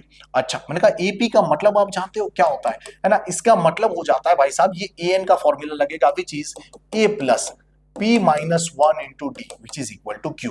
यहां पे लिखा हुआ था qth टर्म मतलब aq which is equal to p। मैंने कहा इसका फॉर्मूला हो जाएगा a + q - 1 into d which is equal to p। बच्चे ने कहा सर ये इक्वेशन 1 है ये इक्वेशन 2 है, दोनों में एलिमिनेशन लगा दे। मैंने कहा बिल्कुल लगा दे यार। यहाँ पे क्या होगा, माइनस माइनस माइनस खेलोगे ये कैंसिल हो जाएगा। यहाँ पे जैसे ही आपने d कॉमन लिया आपको मिलने वाला है p - 1, माइनस अंदर जाती -q -+1 इक्वल टू यहाँ मिलने वाला है q - p। बच्चे ने ध्यान से देखा सर ये दोनों तो कैंसिल होंगे, यस। देखना इसकी साइन क्यों चेंज हुई, क्योंकि माइनस अंदर गया। अच्छा सर यहाँ पे अगर ये p - q नीचे जाएगा तो आपको d मिलेगा, यस। देखो यहां से जैसे ही मैं माइनस बाहर निकालूंगा ये हो जाएगा p - q, नीचे यहाँ पे आपके पास आने वाला है p - q, ये दोनों कैंसिल आउट, मतलब -1 इज योर आंसर। बच्चे ने देखा -1 को अगर इक्वेशन 1 में रखा जाए, मतलब कि पुट इन इक्वेशन 1 किया जाए तो क्या हो जाएगा, ये है a + p - 1 इंटू इसकी वैल्यू है -1 इक्वल टू q। ये इसके पास गया तो क्या मिलेगा, आपको मिलेगा a यहां -p -+1 इक्वल टू q। ये दोनों उधर गया तो आपको a की वैल्यू मिल सकती है, क्या मिलेगी यहाँ पे p + q - 1। बच्चे ने कहा सर ये दोनों उधर गए तो साइन बदल गई। मैंने कहा यस, आपको देखो a मिल चुका है, d मिल चुका है, अब आपसे उन्होंने मांगा क्या है, nth टर्म। क्या मांगा है, nth टर्म। बच्चा जानता है nth टर्म मतलब an, जिसका फॉर्मूला सिंपल है भाई, सब जानते हैं, बच्चा जानता है a + n - 1 इंटू d। मैंने कहा यार a की वैल्यू तो थी मेरे पास p + q - 1, p + q - 1 plus में n - 1 इंटू d की वैल्यू बता दो यार, d की वैल्यू शायद हमारे पास -1 पड़ी हुई है। चलो ओके, इसको जरा मल्टीप्लाई करो, क्या हो जाएगा p + q - 1, ये यहां जाती -n, यहां +1 +1 -1 उड़ जाते हैं। अच्छा इसका मतलब हमें आंसर मिलेगा p + q - n, तो यहां पे आपका आंसर आ चुका है। चलिए देखते हैं अगला सवाल। अगले सवाल की बात करें तो यहां पे दिया हुआ है the nth term of AP is given by this. मैंने कहा देखो जरा nth टर्म दिया हुआ है, क्या दिया हुआ है 4n + 7। उन्होंने मांगा है find the sum of first 25 terms. अच्छा मैंने कहा यार nth टर्म दिया है उस पर सम ऑफ 25 टर्म्स ढूंढना है। मैंने कहा ठीक है, यहां पे देखो अगर मैं n की वैल्यू 1 रख दूंगा तो मुझे a1 मिलेगा। क्या मिलेगा, 4 1 4, 4 + 7 क्या हो जाता है, बच्चा जानता है 11। अगर n की वैल्यू 2 रखूंगा तो a2 मिलेगा। क्या मिलेगा, अच्छा अच्छा बच्चे ने कहा सर 4 2 जा 8, 8 प्लस 7 क्या हो जाता है 15। तो बच्चे ने कहा सर मुझे पहली टर्म ए भी मिल गई, और अगर मैं यहाँ a2 माइनस a1 करता हूं तो यहाँ मुझे डिफरेंस मिलेगा विच इज 4। मैंने कहा बढ़िया बात है यार। एक बात याद रखना, कभी एमसीक्यू में ऐसा लीनियर फॉर्म दिया हो आपको, है ना, लीनियर फॉर्म मतलब पावर 1 वाला, और आपसे कॉमन डिफरेंस मांग ले, आप डायरेक्टली 4 लिख सकते हो। एन का कोएफिशिएंट इज ऑलवेज आपका कॉमन डिफरेंस। अच्छा सर ए मिल गया, डी मिल गया, उन्होंने क्या मांगा है सम ऑफ 25 टर्म्स। ओके तो यहाँ पे एसएन का फॉर्मूला लगेगा, क्या होता है n/2 2a plus n minus 1 into D. बच्चे ने कहा सर n की वैल्यू 25 है, मैंने कहा रख दे 25/2, यहाँ पे 2a, a का डबल क्या होता है 22, प्लस यहाँ पे क्या होगा देखो 25 minus 1 is actually 24 into D की वैल्यू बताओ ये कितना है 4 है। तो बच्चे ने क्या किया ये 25/2 एज इट इज लिख दिया, यहाँ पे 22 एज इट इज। अब देखो 24 4 जा, बच्चे कह रहे थे 96 होता है, मैंने कहा सही है। अब इन दोनों को जरा जोड़ दो, आपको पता चलेगा क्या हो सकता है। यहाँ पे मैंने कहा ये है 25, नीचे है 2, अगर दोनों को आपने ऐड करने की कोशिश की तो देखो जरा 6 प्लस 2 क्या होता है 8 होता है। यहाँ पे अगर आपने 9 प्लस 2 करने की कोशिश की तो आपको यहाँ 11 मिल सकता है, 2 से डिवाइड करोगे तो यहां पे आपको ये देगा 59।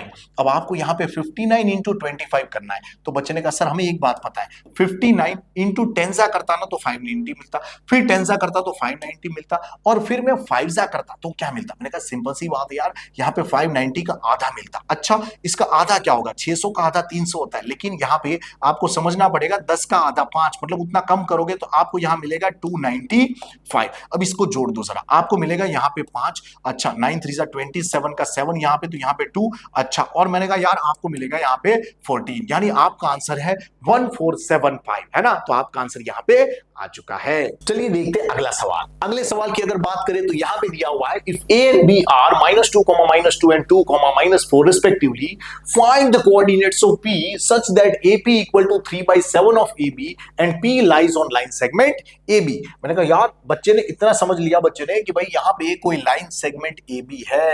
मैंने कहा यार अगर लाइन सेगमेंट ab है तो जरा a and b के कोऑर्डिनेट्स बताओ। बच्चे ने कहा सर यहाँ -2, -2 दिख रहा है, यहाँ पे दिख रहा है हमें 2, -4। अब उन्होंने कहा था P lies on this AB, तो यहां पे मान लेते हैं कोई पॉइंट P है। यहां पे उन्होंने क्या दिया हुआ है कि भाई यहां पे AP इक्वल टू 3/7 AB। जरा ध्यान से देखिए AP इक्वल टू 3/7 AB। मैंने कहा यार तू जरा इधर आ तो आपको दिखेगा AP upon AB equal to 3/7। जरा ध्यान से समझिए AP इक्वल टू क्या लिखा हुआ है, सामने लिखा हुआ है 3। भाई साहब AB इक्वल टू क्या लिखा हुआ है, यहां पे सामने लिखा हुआ है 7। बच्चा समझ रहा है कि sir AP upon AB equal to 3/7 है, इसका मतलब कहीं ना कहीं यहां पे इसकी लेंथ को हम 3 यूनिट, इसकी लेंथ को 7 यूनिट ले सकते हैं। सर जी इसका मतलब अगर ये टोटल 7 है ये 3 है तो बाकी कितना बचेगा रे 4। मैंने कहा भाई ये तो बढ़िया बात हो गई। ये ध्यान से देखिए P इसको कौन से रेशियो में डिवाइड कर रहा है 3:4 में। बच्चे ने कह दिया सर इसका मतलब m अपॉन n हो जाएगा 3/4।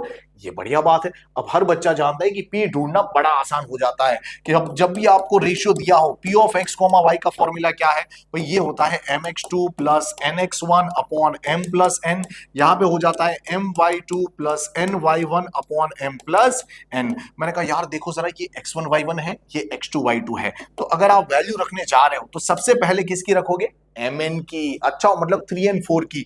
कैसे लिखते हैं 3 ब्रैकेट 4 ब्रैकेट नीचे 3 प्लस 4, यहाँ पे 3 ब्रैकेट 4 ब्रैकेट नीचे 3 प्लस 4। बच्चे ने कहा सर x2 x1 मतलब कि 2n -2, y2 y1 मतलब कि -4n -2। अब जरा इसे सिंप्लीफाई करते हैं, देखो जरा 3 2 जा 6, 6 माइनस ये 8 कितना होगा 6 माइनस 8 -2 नीचे 7। अब जरा ध्यान से देखिए 3 4 जा 12 मतलब -12 एंड ये -8 इज एक्चुअली -20, नीचे क्या है 7, मतलब आपका आंसर यहाँ पे आ चुका है। चलिए देखते हैं अगला सवाल। अगले सवाल की अगर बात करें तो यहां पे दिया हुआ है prove that the angle between two tangents. मैंने कहा भाई दो टेंजेंट की बात की है। मैंने कहा सिंपल सी बात है, देखो यहाँ सर्कल दिख रहा है, यहाँ एक्सटर्नल पॉइंट से दो टेंजेंट दिख रही है। मैंने कहा एक्सटर्नल पॉइंट को P बुला लेते हैं, सेंटर को यहाँ O बुला लेते हैं, पॉइंट ऑफ कॉन्टेक्ट को यहाँ पे बुला लेते हैं A एंड B। उन्होंने कहा था एंगल बिटवीन टू टेंजेंट्स। मैंने कहा भाई यहाँ दो टेंजेंट के बीच का एंगल मतलब कि एंगल पी की बात हो रही है। आगे उन्होंने लिखा है कि भाई इस सप्लीमेंट्री यानी कि उनका सम 180 होगा, पर भाई दूसरा एंगल भी चाहिए सप्लीमेंट्री में। यस, वो यहां दिया होगा to the angle subtended by line segment joining the point of contact to centre. मैंने कहा यार पॉइंट ऑफ कांटेक्ट को सेंटर से ज्वाइंट करो ना, तो यहाँ पे दो रेडियस बनती है, मतलब रेडियस के बीच में बनने वाला एंगल जिसे हम एंगल ओ बुला सकते हैं। यानी कि हमें एक्चुअली प्रूफ क्या करना है, हमें प्रूफ करना है ये angle P as well as angle O दोनों मिला के 180 दे रहे हैं, मतलब ये सप्लीमेंट्री है। बच्चे ने कहा सर कैसे प्रूफ करेंगे? मैंने कहा बड़ा ही सिंपल है, अगर ध्यान से देखोगे तो आपको यहां पे दिखाई देगा कि भाई साहब ये टेंजेंट है, ये रेडियस है, और सभी जानते हैं टेंजेंट और रेडियस के बीच का एंगल कौन सा होता है, 90 डिग्री। यहां पे भी 90 डिग्री। तो बच्चे ने कहा सर ये क्वाड्रिलेटरल है, क्यों ना एंगल सम प्रॉपर्टी लगा दे। मैंने कहा चल लगा दे। तो यहां पे हम लिख सकते हैं फॉर दिस क्वाड्रिलेटरल PBOA है ना by angle sum property, by angle sum property मैं कह सकता हूं एंगल P प्लस यहां angle B plus angle O plus angle A equal to क्या होगा 360 डिग्री। बच्चे ने कहा सर एंगल P तो एज इट इज, B की वैल्यू 90 है, O as it is, A की वैल्यू 90 है इक्वल टू 360। देखो ये दोनों का सम क्या होता है 180। 180 बेचारा उधर गया तो माइनस हो जाएगा, तो आपको मिलेगा angle P plus angle O equal to 360 minus 180 which is equal to 180। मतलब कि angle P plus angle O equal to क्या मिलने वाला है 180। मतलब आपका आंसर यहां पे आ चुका है। चलिए देखते हैं अगला सवाल। अगले सवाल की बात करें तो भाई साहब एक और सर्कल का सवाल जो बहुत इंपॉर्टेंट सवाल आपके सामने आ चुका है। देखिए जरा क्या दिया है, A triangle ABC is drawn to circumscribe a circle with radius 4 centimetre. मतलब कोई ट्राइंगल के अंदर कोई यहाँ पे सर्कल ड्रोन है जिसकी रेडियस यहाँ पे 4 सेंटीमीटर है। ओके, यहाँ पे बाकी की चीजें भी हमें दिखाई दे रही है कि भाई साहब ये 6 है, ये यहाँ पे 8 है। मैंने कहा भाई गांव का बच्चा बच्चा जानता है कि ये एक्सटर्नल पॉइंट से बनने वाली टेंजेंट है जिसकी लेंथ होती है इक्वल, तो ये 6 तो ये भी 6, अगर ये 8 तो ये भी 8। अच्छा, बच्चे ने कहा सर ये कितना होगा? मैंने कहा ये इक्वल होता है, काम कर इसे x मान ले तो ये भी क्या हो जाएगा x। तो यहां पे जो टोटल लेंथ होगी ये होगी x प्लस 6। अच्छा सर यहां पे टोटल लेंथ होगी x प्लस 8, यहां पे टोटल लेंथ होगी 6 प्लस 8 14। अच्छा अब देखो सवाल क्या कहता है, सवाल ने कहा आगे such that the BD and DC are two segments. अच्छा BC के यहाँ पे जो ये टुकड़े हो रहे हैं देखो जरा BD एंड CD, ओके, जिसकी लेंथ उन्होंने दी है 8 एंड 6। मैंने कहा दिखाई दे रही है भाई। उन्होंने मांगा है find sides AB and AC, उन्होंने मांगा है find sides AB and AC। तो बच्चे ने कहा सर यहाँ पे तो हमें तीनों साइड्स दिख रही है, तीनों साइड्स जब भी ट्राइंगल की पता हो बच्चे को एक बात याद आती है एरिया ऑफ ट्राइंगल। भाई हेरोन्स फॉर्मूला, मैंने कहा हेरोन्स फॉर्मूला में तो सेमी पेरीमीटर यूज होता है। सेमी पेरीमीटर का मतलब क्या होता है a plus b plus c divide by 2। मैंने कहा यार a plus b plus c मतलब तीनों साइड का सम, तीनों साइड का सम मतलब कि 14 plus x plus 8 plus x plus 6, नीचे क्या हो जाएगा 2। मैंने कहा देखो जरा x प्लस x 2x। अच्छा 14 प्लस दिस 14 28 अपॉन 2। मैंने कहा यार डिवाइड बाई 2 करेंगे तो x प्लस 14, मतलब ये आपको s तो मिल चुका है। अब बच्चे ने कहा सर हमें s minus A, s minus B, s minus C की भी जरूरत पड़ेगी। मैंने कहा चल वो भी ढूंढ लेते हैं, s minus A, s minus B, s minus सी।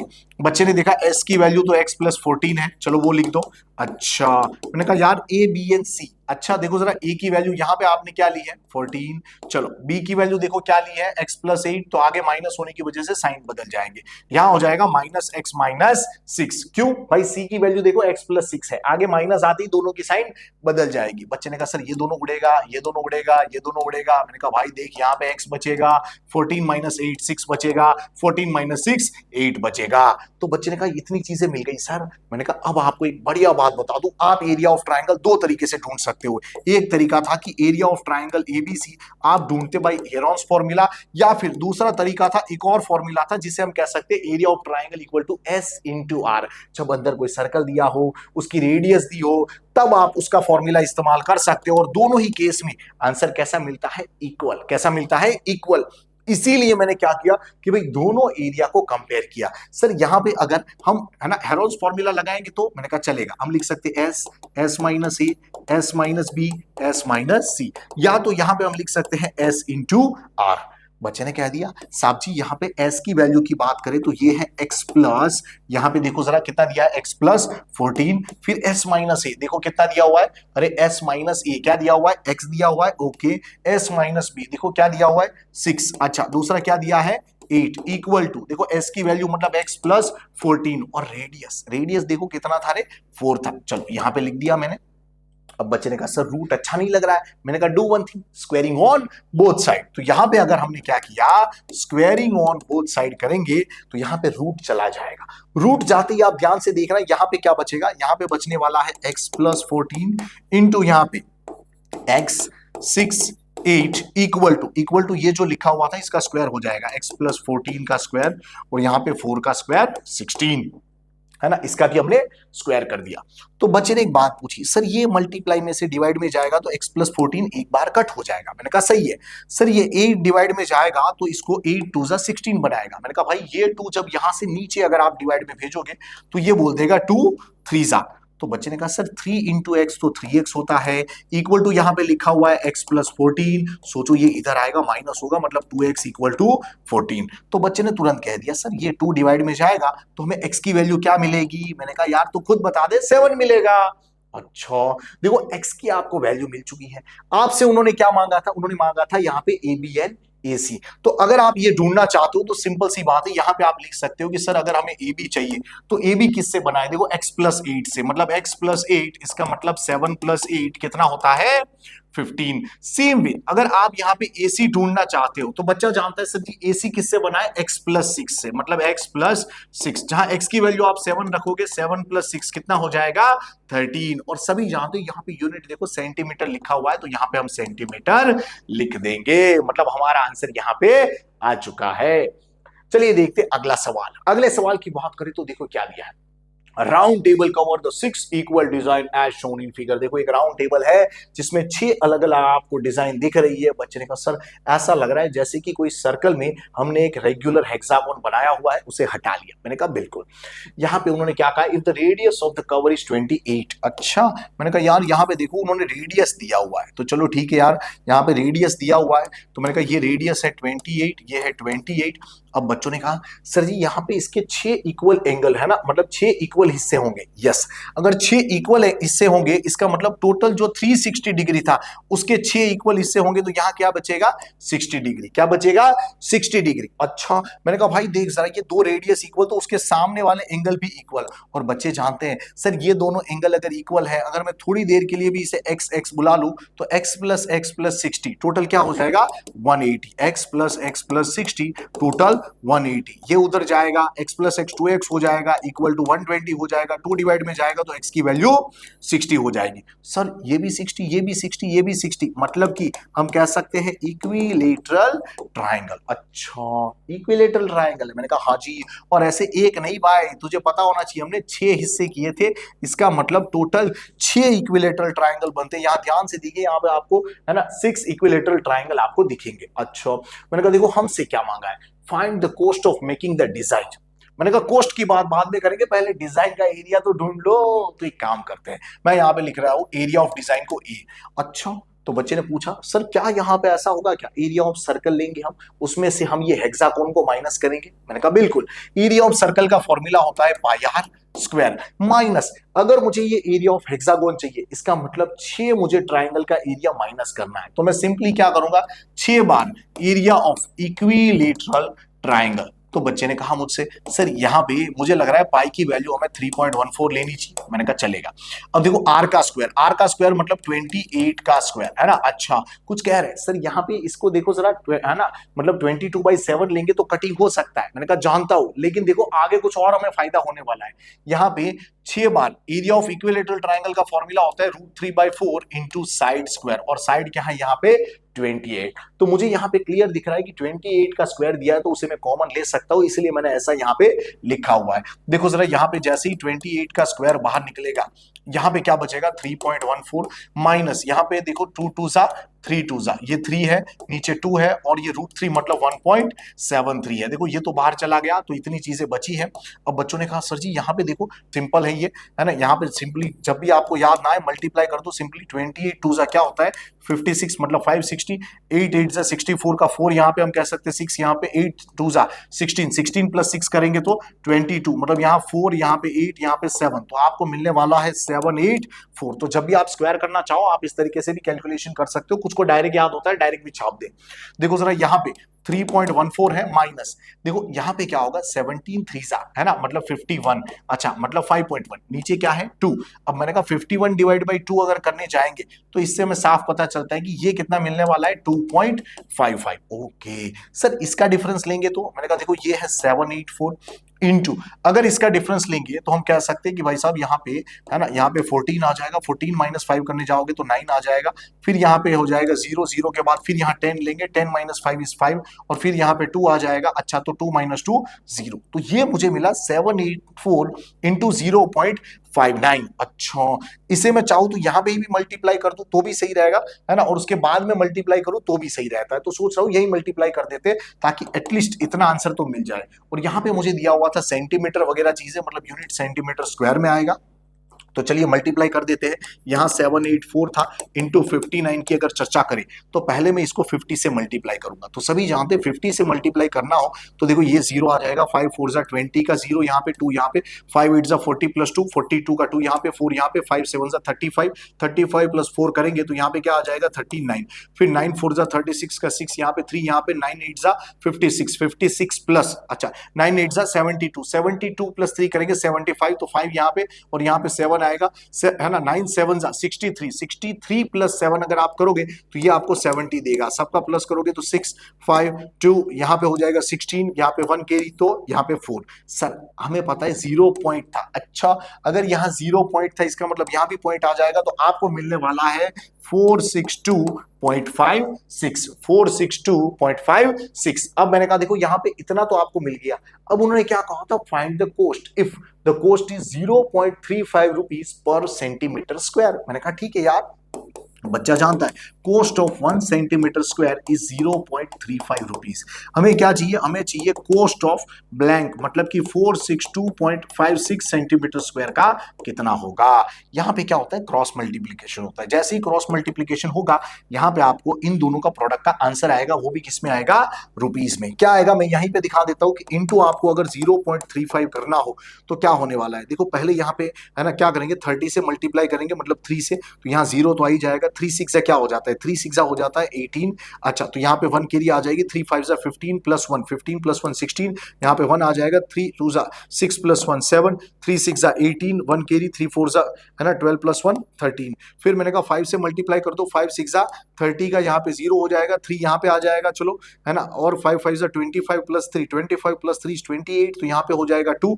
अब मैंने कहा यार 5 2 10 हो जाएगा, अच्छा 10 प्लस 2 12, अच्छा 12, तो यहाँ पे 1 कैरी, 5 6 30 प्लस 1 इज 31, तो यहाँ पे 3 आ जाएगा, 5 4 20 प्लस 3 इज 23। अब मैंने कहा यार यहाँ पे इसको जोड़ देते, यहाँ पे 80 प्लस 80 इज एक्चुअली 160, तो यहाँ पे 60 रहेगा, यहाँ पे 1 आ जाएगा, तो यहाँ पे हो जाएगा 9, यहाँ पे हो जाएगा 8 8 प्लस 3 11 का यहाँ पे 1, यहाँ पे और यहाँ पे भी 1, तो यहाँ 6 और यहाँ पे 1। तो आप देखोगे कि भाई साहब यहाँ पे पॉइंट था एज वेल एज यहाँ पे भी पॉइंट था, तो 2 डिजिट और 2 डिजिट मतलब 4 डिजिट, तो आपको अप्रोक्स आंसर मिलने वाला है 161.89 रुपीज, मतलब राउंड हम कह सकते हैं 162 रुपीज के आजू बाजू आपको मिलेगा। तो चलिए देखते हैं अगला सवाल। अगले सवाल की अगर चर्चा करें तो यहां पे दिया हुआ है my dear, a box contain 12 balls out of which the x are black. अच्छा मतलब भाई साहब उन्होंने कहा टोटल 12 बॉल है जिसमें से एक्स ब्लैक है। उन्होंने कहा if one ball is drawn at a random what is the probability that it will be a black ball. मैंने कहा ब्लैक बॉल की अगर बात करेंगे तो भाई साहब ब्लैक कितने थे, एक्स बॉल थे आउट ऑफ टोटल 12। ओके ये प्रोबेबिलिटी मिलेगी। अब उन्होंने कहा if 6 more black balls are put into the box. अच्छा मतलब 6 बॉल ज्यादा ऐड कर दिए, तो 12 में 6 ऐड करोगे तो 18, और ब्लैक बॉल ऐड हुए मतलब x प्लस 6 हो जाएगा। अच्छा अब ये नई प्रोबेबिलिटी आ गई ब्लैक की है ना, क्योंकि मैंने यही पे उसी प्रोबेबिलिटी में ऐड किया है। ओके अब उन्होंने क्या कहा if 6 more black ball are put into the box the probability of drawing a black ball is now double then the previous one. अच्छा मतलब ये जो प्रोबेबिलिटी है x plus 6 upon 18 and that is double then previous one, मतलब इसको जब आप double करोगे ना तब इसके बराबर होगी। अच्छा बच्चे ने कहा सर 2 6 जा, मैंने कहा 6 अगर ऊपर जाता ना तो 6 3 जा, इसको ऐसे कट मारता क्योंकि यहां पे आ जाता। अच्छा ये इधर जाएगा तो आपको मिलेगा x plus 6 equal to 3x, ये उधर जाएगा तो आपको मिलेगा 2x इक्वल टू 6, 2 डिवाइड में जाएगा तो 2 3 जा मतलब x इक्वल टू क्या मिलेगा 3। इससे आपको पता चलता है कि फाइंड x मतलब कि नंबर ऑफ ब्लैक बॉल कितने थे, 3 थे पहले।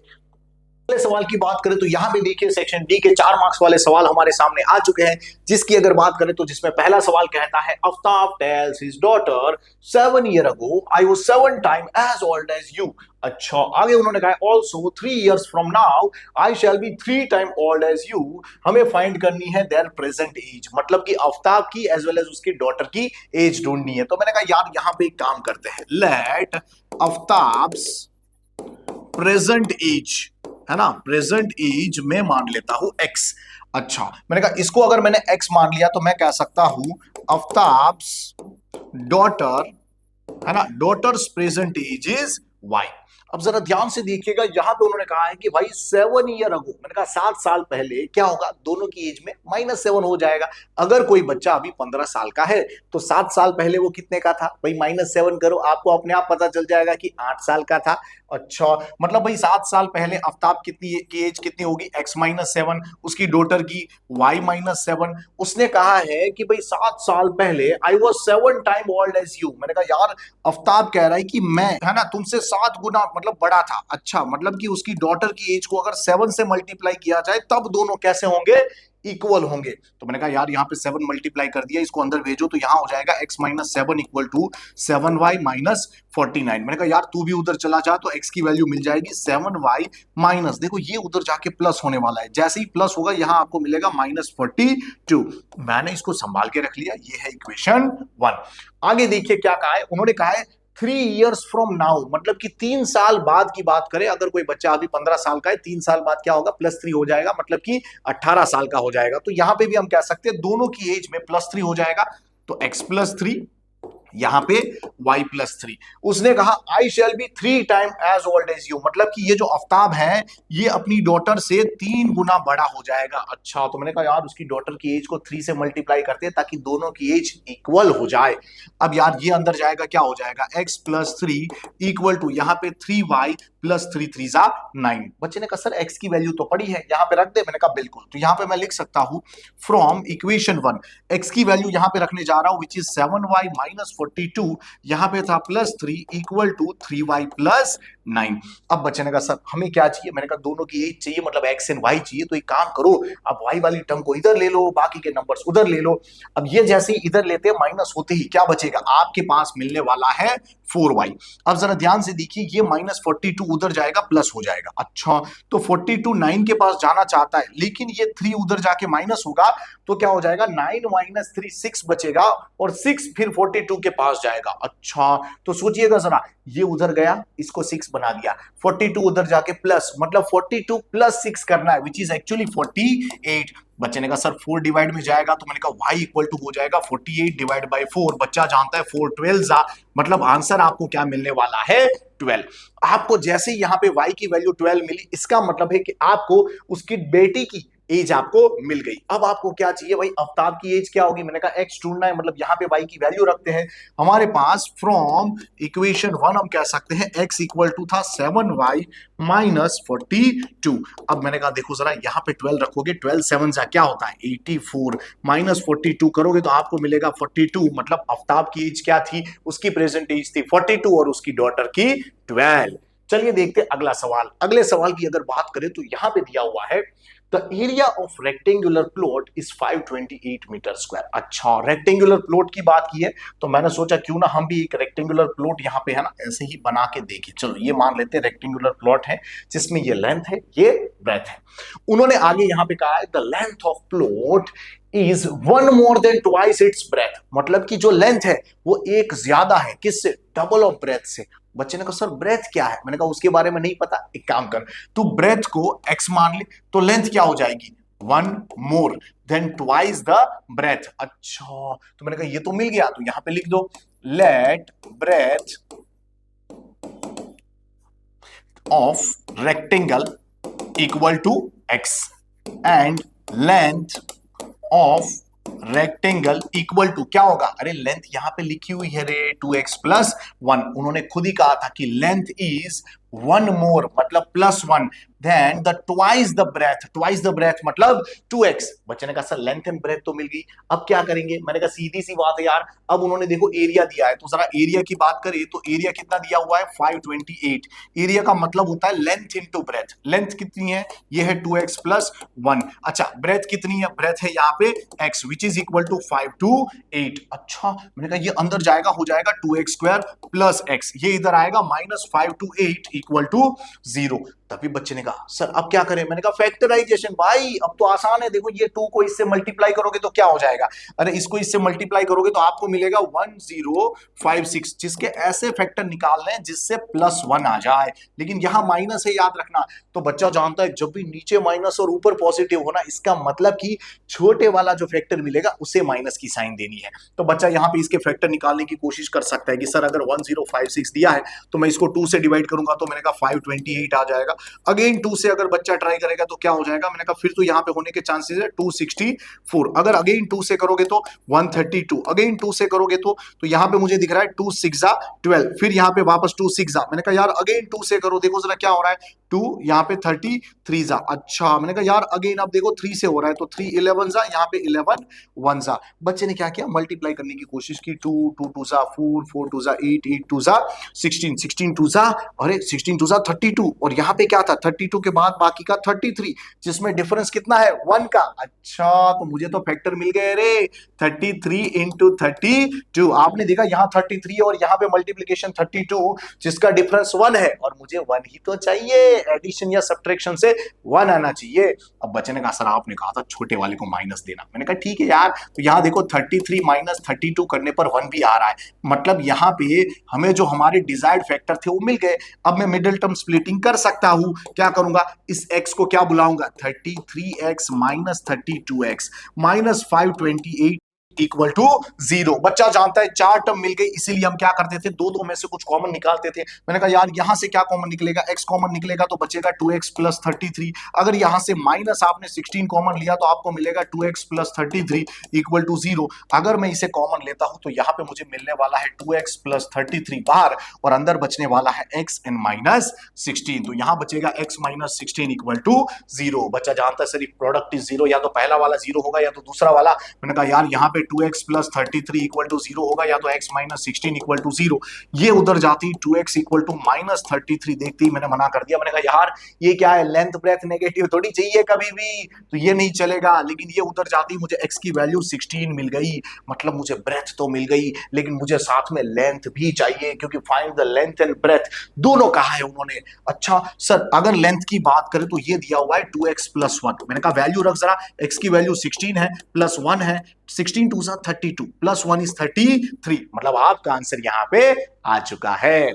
चलिए देखते अगला सवाल। अगले सवाल की अगर बात करें तो यहां पे दिया हुआ है If a line is drawn parallel to one side of triangle। अच्छा भाई साहब देख के लग रहा है ये कहीं सुना सुना है, देखो जरा ये बीपीटी जैसा लग रहा है। पर आगे मैंने कहा यार आगे आगे बढ़ो, देखो यहाँ लिखा है देखो बीपीटी, ओहो मतलब थेल्स थ्योरम आपसे मांगा है और स्टेटमेंट उन्होंने खुद ही दे दिया। इससे खुशी की बात क्या होगी, ऑलरेडी आगे मैंने पेपर्स में ये 2 बार पढ़ा चुका हूं मैं। अगर आगे के आपने पेपर्स देखे होंगे तो आपको पता होगा कि ये ऑलरेडी हम काफी बार कर चुके हैं। तो डेफिनेटली वीडियो को पॉज करके आप खुद पूरा लिखिए और देखिए कि आपके सॉल्यूशन में और इस सॉल्यूशन में क्या अंतर रह जा रहा है। जो भी आपको क्वेरी लगे आप बाद में अगर ऐसा लगे तो वीडियो को वापस रिप्ले करके देख सकते हो कि मैंने किस तरीके से उसको समझाने की कोशिश की है। अब कुछ बच्चों को क्या होता है, थोड़ा सा भी इधर उधर लिखा हुआ हो या अलग तरीके से लिखा हो तो उसे लगता है कि अलग कंटेंट है ये। अरे भाई कंटेंट सेम होता है, कभी कभी टीचर अल्फाबेट्स कभी कभी बदलता है। हो सकता है बुक में लिखा हो MN तो आपने MN याद रखा हो, हमने यहाँ पे यूज कर लिया ENF, तो यहाँ पे हो सकता है उसकी वजह से आपको थोड़ा सा अलग लगे।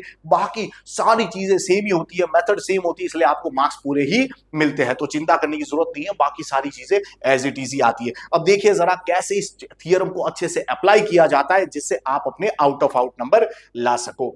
यहां पे सबसे पहले आपको पता होना चाहिए कि भाई हमें यहां पे देखो लिखा हुआ है कि भाई a line drawn parallel to one side of triangle. तो बच्चा सबसे पहले क्या करता है, यहां पे ट्राइंगल बनाता है। मैंने कहा चलो ट्राइंगल तो बना लिया, ट्राइंगल का कुछ नाम भी रख लेते हैं। यहां पे ट्राइंगल का नाम हमने रख लिया ABC। साथ में उन्होंने क्या कहा था, a line drawn parallel to one side of triangle. अच्छा तो भाई बच्चे ने क्या किया, एक लाइन यहां पे ड्रॉ की जो पैरेलल है। अच्छा किससे, वन साइड ऑफ ट्राइंगल से। मैंने कहा इसका नाम रख लेते हैं DE।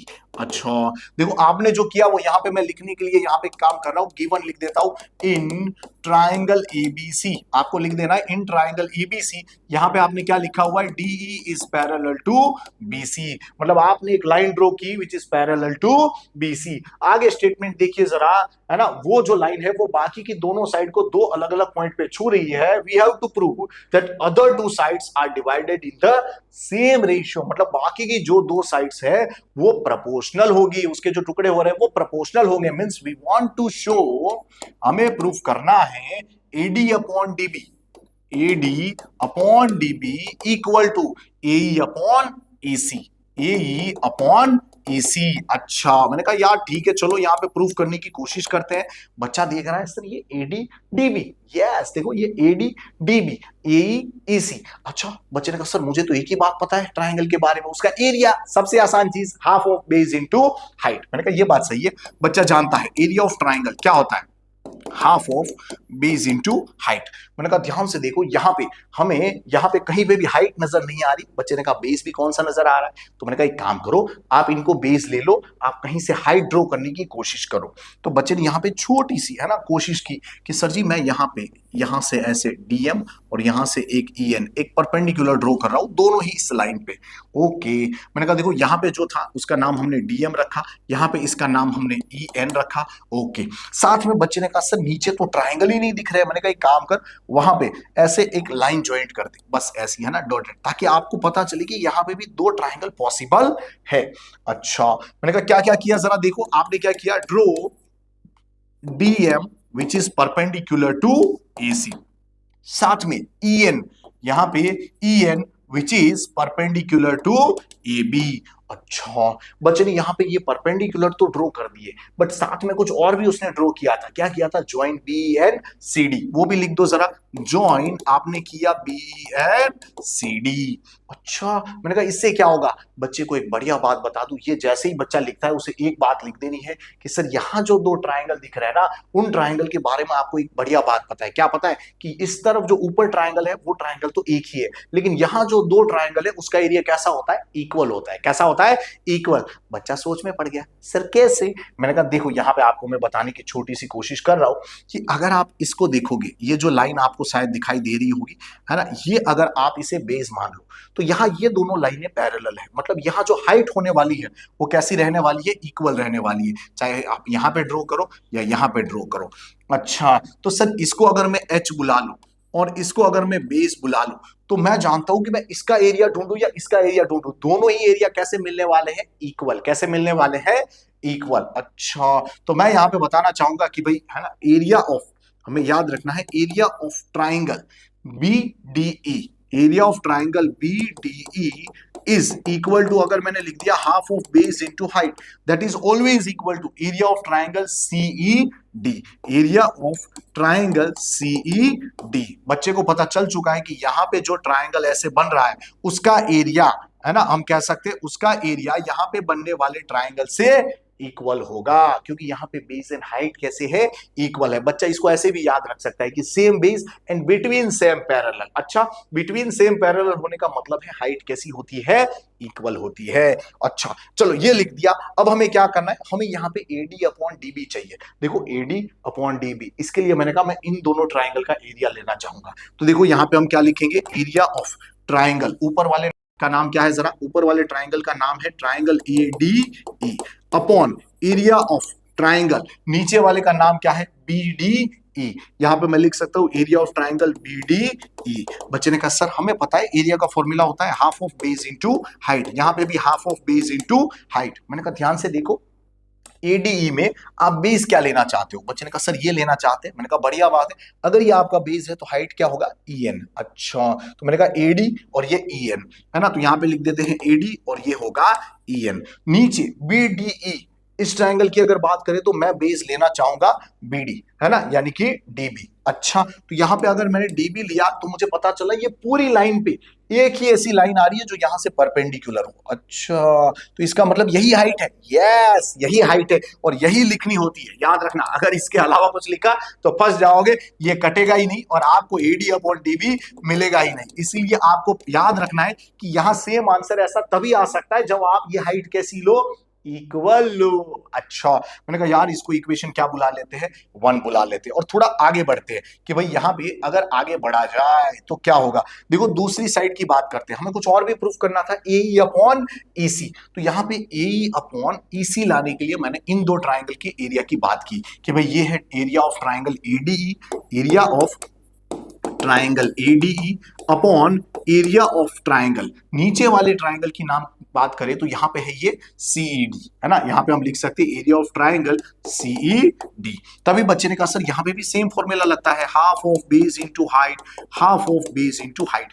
मैंने कहा देख जरा, लेकिन यहां पे हम बेस इस साइड वाला लेने वाले हैं जो है ए, और यहां पे होगा ईसी। यहां पे हम लिख देंगे बेस ए, यहां पे लिख देते हैं ईसी। तभी बच्चे ने कहा सर हाइट की बात करें तो मैंने कहा पूरी लाइन पे एक ही यहां पे परपेंडिकुलर बना रहा है डीएम, देखो जरा पूरी लाइन पे, मतलब यही हमारी हाइट है, यानी कॉमन हाइट होगी डीएम, यहां पे भी डीएम, और वो उड़ जाएगा, ये भी उड़ जाएगा, तो आपको मिलने वाला है ए अपॉन ईसी। तभी बच्चे ने कहा सर जी रुको जरा, सबर करो, आप देखिए यहाँ पे एडी एडी इक्वल दिख रहा है, लेकिन ये बी डी ई लिखा है और यहाँ सी ई डी लिखा है। मैंने कहा यार तुझे पता है क्या, ये B D E and C E D equal है, देखो यहाँ B D E and C E D equal है, मतलब मैं सी ई डी की जगह मैं वापस क्या लिख सकता हूं, बी डी ई। अच्छा तो चलो लिख दो जरा, यहां पे अगर मैंने ऐसी कोशिश की कि भाई इसी की जगह मैं कुछ और लिखना चाहता हूं, तो एरिया ऑफ ट्राइंगल ऊपर तो एडीई ही रहेगा, लेकिन जो नीचे है ना, वो किससे इक्वल है, देखो सीईडी किससे इक्वल है,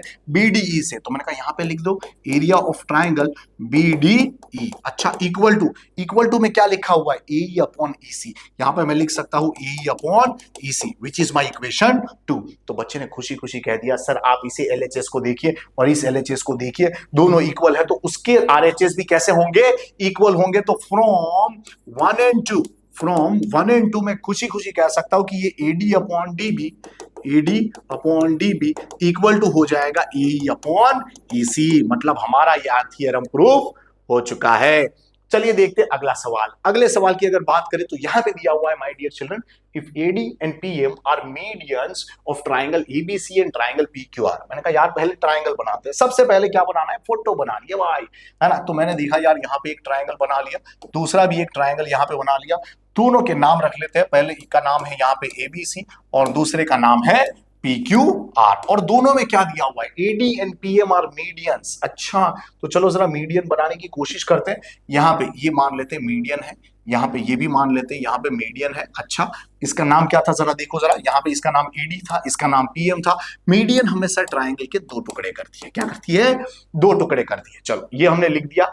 आगे क्या दिया हुआ है, where this triangle are similar. क्या बात है भाई, उन्होंने सबसे अच्छी बात तो यही दे दी कि भाई गिवन है, क्या गिवन है, triangle ABC is similar with triangle PQR. अब मैंने कहा यार कुछ और भी दिया हुआ है, देखो ये एडी एंड पीएम मीडियन थे, वो भी लिखना पड़ता है।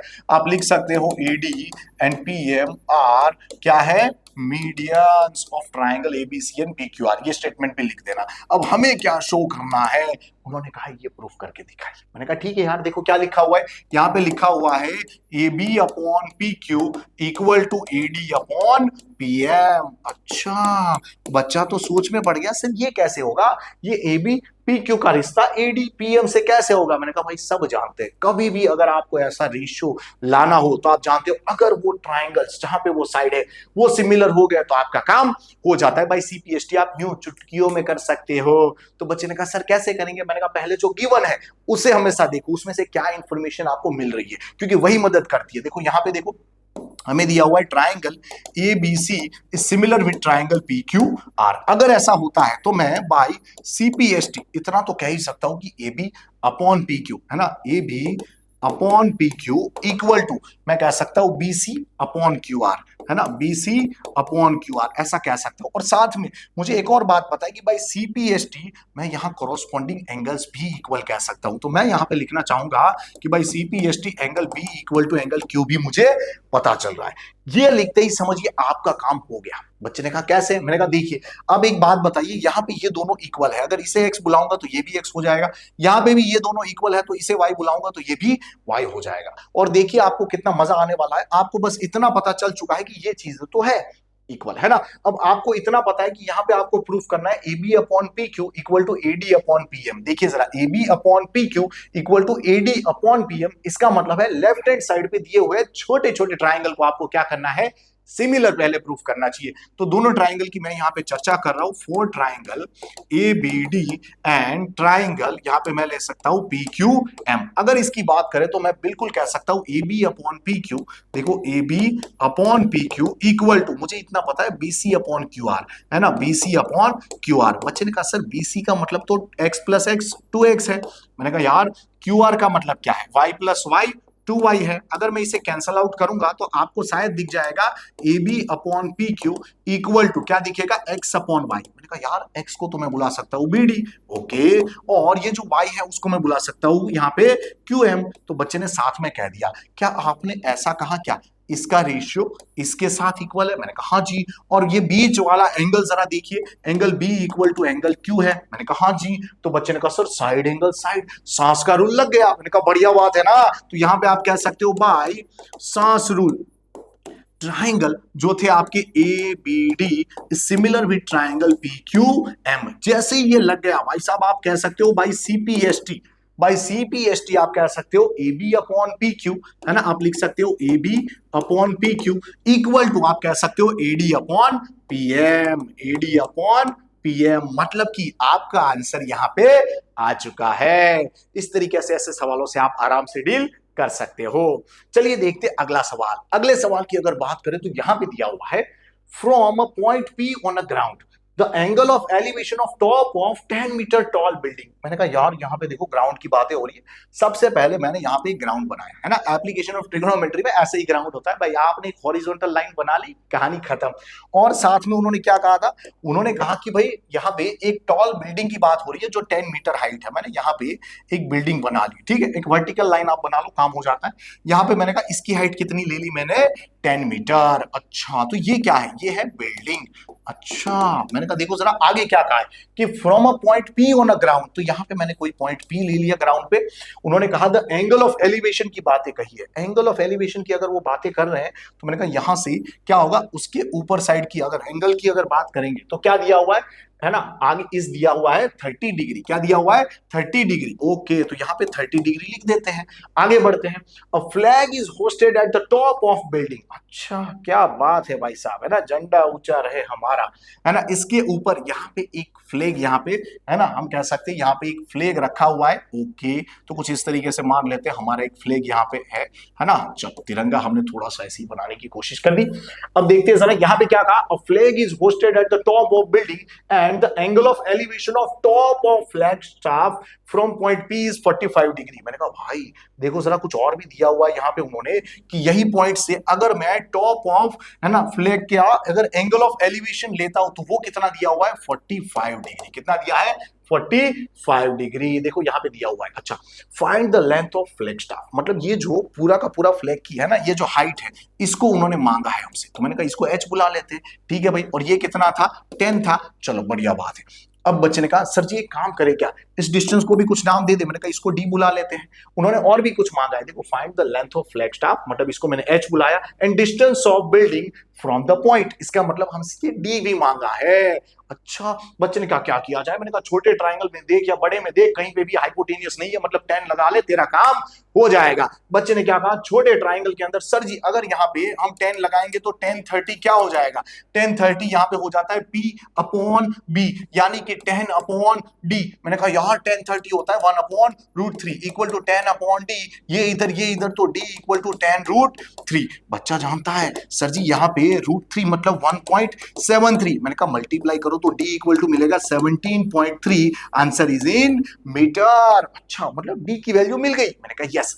अब देखिए जरा, अब बड़े ट्राइंगल की बारी है, उसके लिए यहाँ पे आप देखोगे तो पूरी साइड एक्चुअली है h प्लस 10। मैंने कहा बढ़िया बात है यार, तो यहाँ पे वापस तू 10 लगाएगा। जैसे ही बच्चा यहां पे 10 लगाने गया, 1045 इक्वल टू क्या हो जाता है, ये हो जाता है h प्लस 10 अपॉन यहाँ पे d, मतलब आपने क्या किया p अपॉन b। अच्छा 1045 क्या होता है, 1 इक्वल टू यहाँ पे h की वैल्यू है क्या बच्चे के पास, नहीं है, चलो यही ढूंढने निकले हैं, अपॉन d की वैल्यू है, यस, यहाँ पे हम लिख सकते हैं 17.3, ये इधर जाएगा तो 17.3 इक्वल टू h प्लस 10, ये उधर जाके माइनस होगा तो h इक्वल टू क्या मिलेगा 7.3। आंसर इज इन मीटर, मतलब आपका आंसर यहाँ पे आ चुका है। चलिए देखते हैं अगला सवाल। अगले सवाल की अगर बात करें तो यहां पे दिया हुआ है, my dear children, the cost of painting the total outer surface area of close cylindrical oil tank. देखो जरा क्या है, क्लोज्ड सिलिंड्रिकल, ओके, एट 60 पैसा, देखो एट 60 पैसा, मैंने कहा यार 60 पैसा मतलब 0.6 रुपीज, डिवाइड बाय 100 कर दो, पैसे क्यों रुपीज में कन्वर्ट कर दो। अच्छा यहां पे इज दिस, अच्छा मतलब टोटल कॉस्ट दी है, मैंने कहा ठीक है यार, मुझे इतना पता चला कि यहां पे उन्होंने क्या कहा है, painting the total outer surface, है ना, किसका, सिलेंडर का, वो उसकी बात कर रहे हैं, तो मैंने यहां पे इतना लिखने की कोशिश की, cost of 1 centimetre square is actually 0.6, यानी है ना 0.6 रुपीज, इसका मतलब 60 पैसा। अच्छा मैंने कहा कॉस्ट ऑफ, देखो बच्चे ने क्या किया है, सारे क्लोज सिलेंडर को पूरा का पूरा उसने क्या करने की कोशिश की, पेंट करने की कोशिश की, इसका मतलब कि टोटल सरफेस एरिया को पेंट करने का जो टोटल खर्चा आया कितना आया, 237.6 यानी कि 60 रुपीज, है ना। अच्छा मतलब 60 हम कह सकते हैं। अब बचने का अगर मुझे टीएसए चाहिए तो यहाँ पे क्रॉस मल्टीप्लाई होगा, ये उधर जाएगा, तो total surface area of cylinder क्या होगा, 237.6 अपॉन 0.6। बच्चा जानता है सर यहाँ पे पॉइंट हटा सकते हैं, मैंने कहा हटा सकते हैं, देखो आपको मिलेगा, देखो 2376 डिवाइड बाई 10, यहां पे क्या मिलेगा 6 डिवाइड बाई 10, ये दोनों कैंसल आउट। आप अगर यहां पे कोशिश करोगे तो आपको क्या मिलेगा, 6 3 18। जैसे ही यहाँ पे 57 आया, आप क्या कह सकते हो, सर जी हमें एक बात पता है, 6 9 क्या होता है 54, मतलब 36 आया, तो आप कह सकते हो सर 6 6।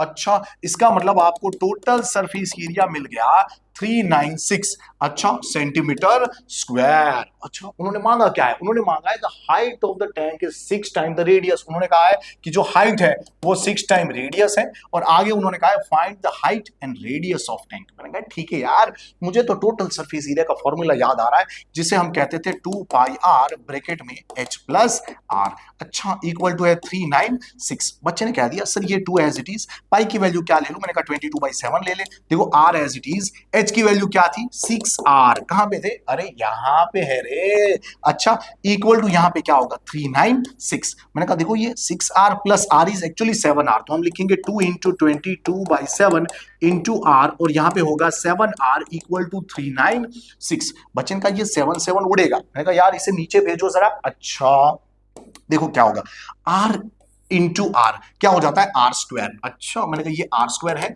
इक्वल टू, अब देखो ये दोनों ही नीचे डिवाइड में जाएंगे तो आपको मिलेगा 396 नीचे 2 इंटू 22। अब देखो 22 से अगर आप डिवाइड करने की कोशिश कर रहे हो तो पहले 2 से करो, क्योंकि यहां पे आपको पता होना चाहिए कि यहां पे 2 1 जा, फिर 2 9 जा, फिर 2 8 जा, और 22 9 जा ये हो जाता है, मतलब कि r स्क्वायर इक्वल टू 9 है, तो r की वैल्यू आपको 3 मिलेगी, क्या मिलेगी 3। अगर मैंने इसको यहां रख दिया तो आप कह सकते हो h इक्वल टू 6r था, मतलब 6 इंटू 3 विच इज 18। अच्छा और सभी जानते हैं यहां हर जगह सेंटीमीटर वगैरह लिखा हुआ, तो ये सेंटीमीटर आ जाएगा इसका यूनिट। अच्छा तो हम कह सकते हैं हमें r एंड h मिल चुका है।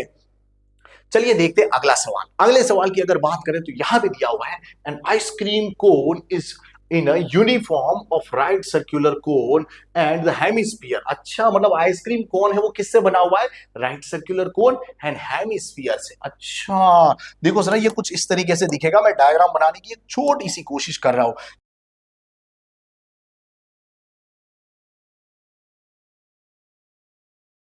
आगे देखते हैं जरा क्या दिया हुआ है, उन्होंने कुछ और भी दिया हुआ है, देखो सेम बेस ऐसा कोन, ये तो हमें दिख रहा है भाई जितना कोन हो उतना हम आइसक्रीम उसके ऊपर डलवाते हैं।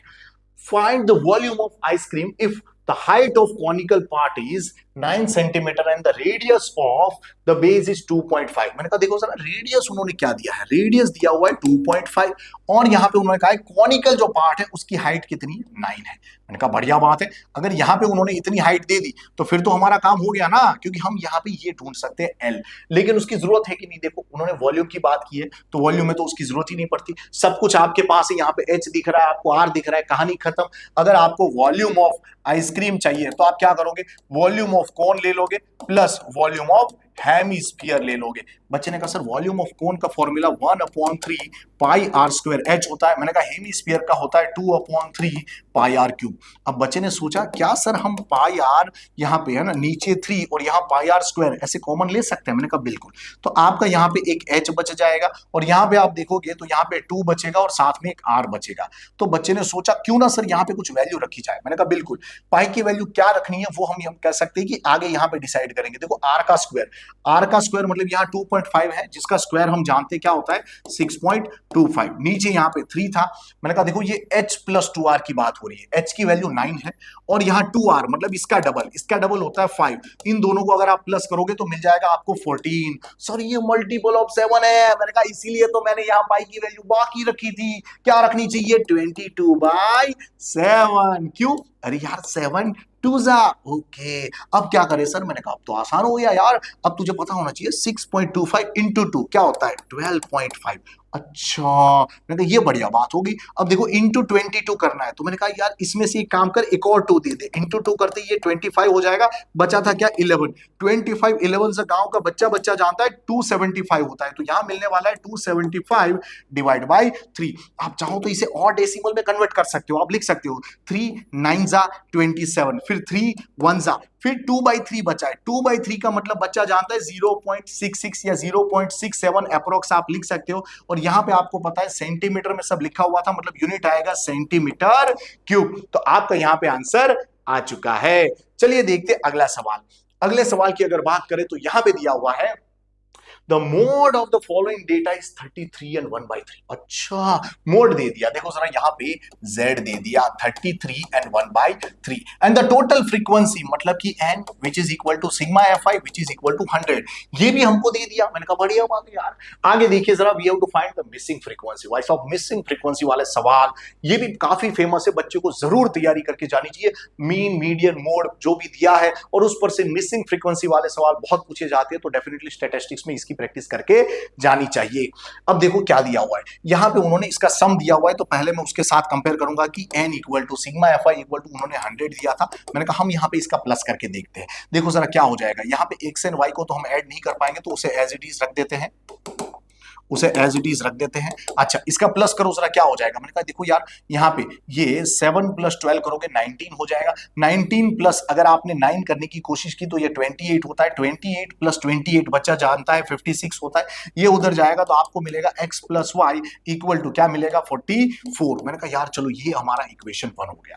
बच्चे ने कहा सर ये 33 1/3 इसका मतलब 33.3333 ऐसा हमें आंसर मिल रहा है, तो हम कह सकते हैं सर ये 30 और 40 के बीच में आता है, मतलब ये हमारा मॉडल क्लास है। क्या है, मॉडल क्लास है। बच्चे ने तुरंत कह दिया सर फिर तो ये हमारा F1 होगा। मैंने कहा ऊपर वाला होता है F0, नीचे वाला F2, ये हमारी लोअर लिमिट। क्या बात है भाई साहब, हमें सब कुछ तो मिल चुका है। अब बच्चा सबसे पहले क्या करेगा, सचिव फॉर्मूला रखे। मैंने कहा बिल्कुल रखेंगे, है ना। यहाँ पे बच्चा लिख सकते हैं Z इक्वल टू क्या होता है L प्लस, यहाँ पे हम लिखते थे F1 minus F0 upon 2F1 minus F0 minus F2 into हम क्या लिख सकते हैं H। बच्चे ने कहा सर यहाँ पे वैल्यू रखना चालू करें। मैंने कहा बिल्कुल रखना चालू करेंगे। देखो Z की वैल्यू सबसे पहले रखेंगे, क्या दी है 33 and 1/3, जिसे हम लिख सकते हैं 33 3 * 99 प्लस 1 is 100, नीचे क्या दिया हुआ है 3 इक्वल टू यहाँ पे L की बात करें तो यहाँ पे ये क्या है, यहाँ है ये 30 प्लस में यहाँ पे देखो F1 माइनस F0 की बात हो रही है। F1 माइनस F0 मतलब 28 माइनस x, यहाँ पे हो जाएगा 28 माइनस x। नीचे यहाँ पे हम क्या लिखने वाले हैं 2F1 मतलब 28 का double which is actually 56 minus यहाँ पे हम लिखेंगे F0 and F2 which is actually x and y minus x minus y। मैंने कहा बढ़िया बात है, इनटू साथ में होता था h। अच्छा देखो जरा यहाँ पे h आप देखोगे तो गैपिंग मुझे 10 की नजर आ रही है, तो मैं डेफिनेटली यहाँ पे 10 लिखूंगा। अब ये सभी जानते हैं ये कितना होता है। देखो 100 डिवाइड बाय 3 मैं कहता हूं डायरेक्टली, आप आंसर भी चाहो तो लिख सकते हो, विच इज एक्चुअली 33.33 है ना। तो मैं सोच रहा हूं डेसिमल में ही इसका आंसर यहां पे लिख दो। चलो तो यहां पे आपको मिलेगा 33.33 है ना अप्रोक्स, ये इधर जाएगा तो आपको मिलेगा 3.33 इक्वल टू, आपको यहां पे क्या मिल रहा है 28 माइनस एक्स, नीचे आप देखोगे तो ये 56 है, माइनस कॉमन लोगे तो आपको अंदर मिलेगा x प्लस वाई। अच्छा इसके बारे में आप जानते थे। अच्छा मैंने कहा इनटू यहाँ 10 है, 10 को भी उस तरफ ले जाना चाहता हूं मैं, लेकिन थोड़ी देर बस रुका हुआ हूं। चलो भेज देते, ये इधर आती 0.333 इक्वल टू, यहां पे मिला 28 माइनस एक्स, नीचे आप मुझे बताइए x प्लस वाई की वैल्यू क्या थी, ये थी बेचारी 44। अगर मैं यहां 44 रखूंगा, देखो जरा, तो 56 माइनस 44 बच्चे जानते हैं क्या होता है, ये बच्चे ने तुरंत कहा सर जी ये तो 12 होता है। मैंने कहा फिर इसको इधर भेजना, ये जैसे ही इधर गया, आपको पता है ये एक्चुअली क्या था, ये एक्चुअली 0.333 ये था, जिसको हम नॉर्मली बुलाते हैं 1/3। क्या बुलाते हैं 1/3, जिसके पास कौन गया, ये 12 गया। अच्छा इक्वल टू 28 माइनस एक्स था, बच्चे ने कह दिया सर 3 4 जा। मैंने कहा फिर तो यहाँ एक्सचेंज ऑफर कर लो, तो x इक्वल टू मिलेगा 28 minus 4 which is equal to 24। मतलब आपको यहाँ पे x की वैल्यू 24 मिल गई। अच्छा x की वैल्यू मिल गई, मैंने कहा यहाँ पे रख दी यार। जैसे ही आप यहाँ रखने जाओगे आप कह सकते हो put value of x in equation 1 which is actually x plus Y equal to 44। तो मैंने कहा x की वैल्यू आपको मिली है 24 प्लस वाई इक्वल टू 44, ये उधर जाते ही माइनस होगा तो y की वैल्यू क्या मिलेगी 20। मतलब आपको यहाँ पे मिसिंग फ्रीक्वेंसी मिल चुकी है। तो इस तरीके से आप ऐसे सवालों से डील कर सकते हो। हम कह सकते हैं कि आखिरी सवाल को भी हमने निपटा डाला, सारे पेपर्स हमने कर लिए। आई होप आपको अच्छा लगा होगा। अगर अच्छा लगा हो तो अपने फ्रेंड्स के साथ शेयर कीजिए, कोई भी डाउट्स लगा हो तो उसको वापस रिप्ले करके वापस चेक कीजिए कि किस तरीके से हर सवाल को हमने बनाना है। अगर आपने इसी तरीके से बनाने की कोशिश की तो डेफिनेटली आप आउट ऑफ आउट ला सकते हो। हमारी ओर से, हमारी टीम की ओर से आप सभी को एग्जाम के लिए ऑल द बेस्ट।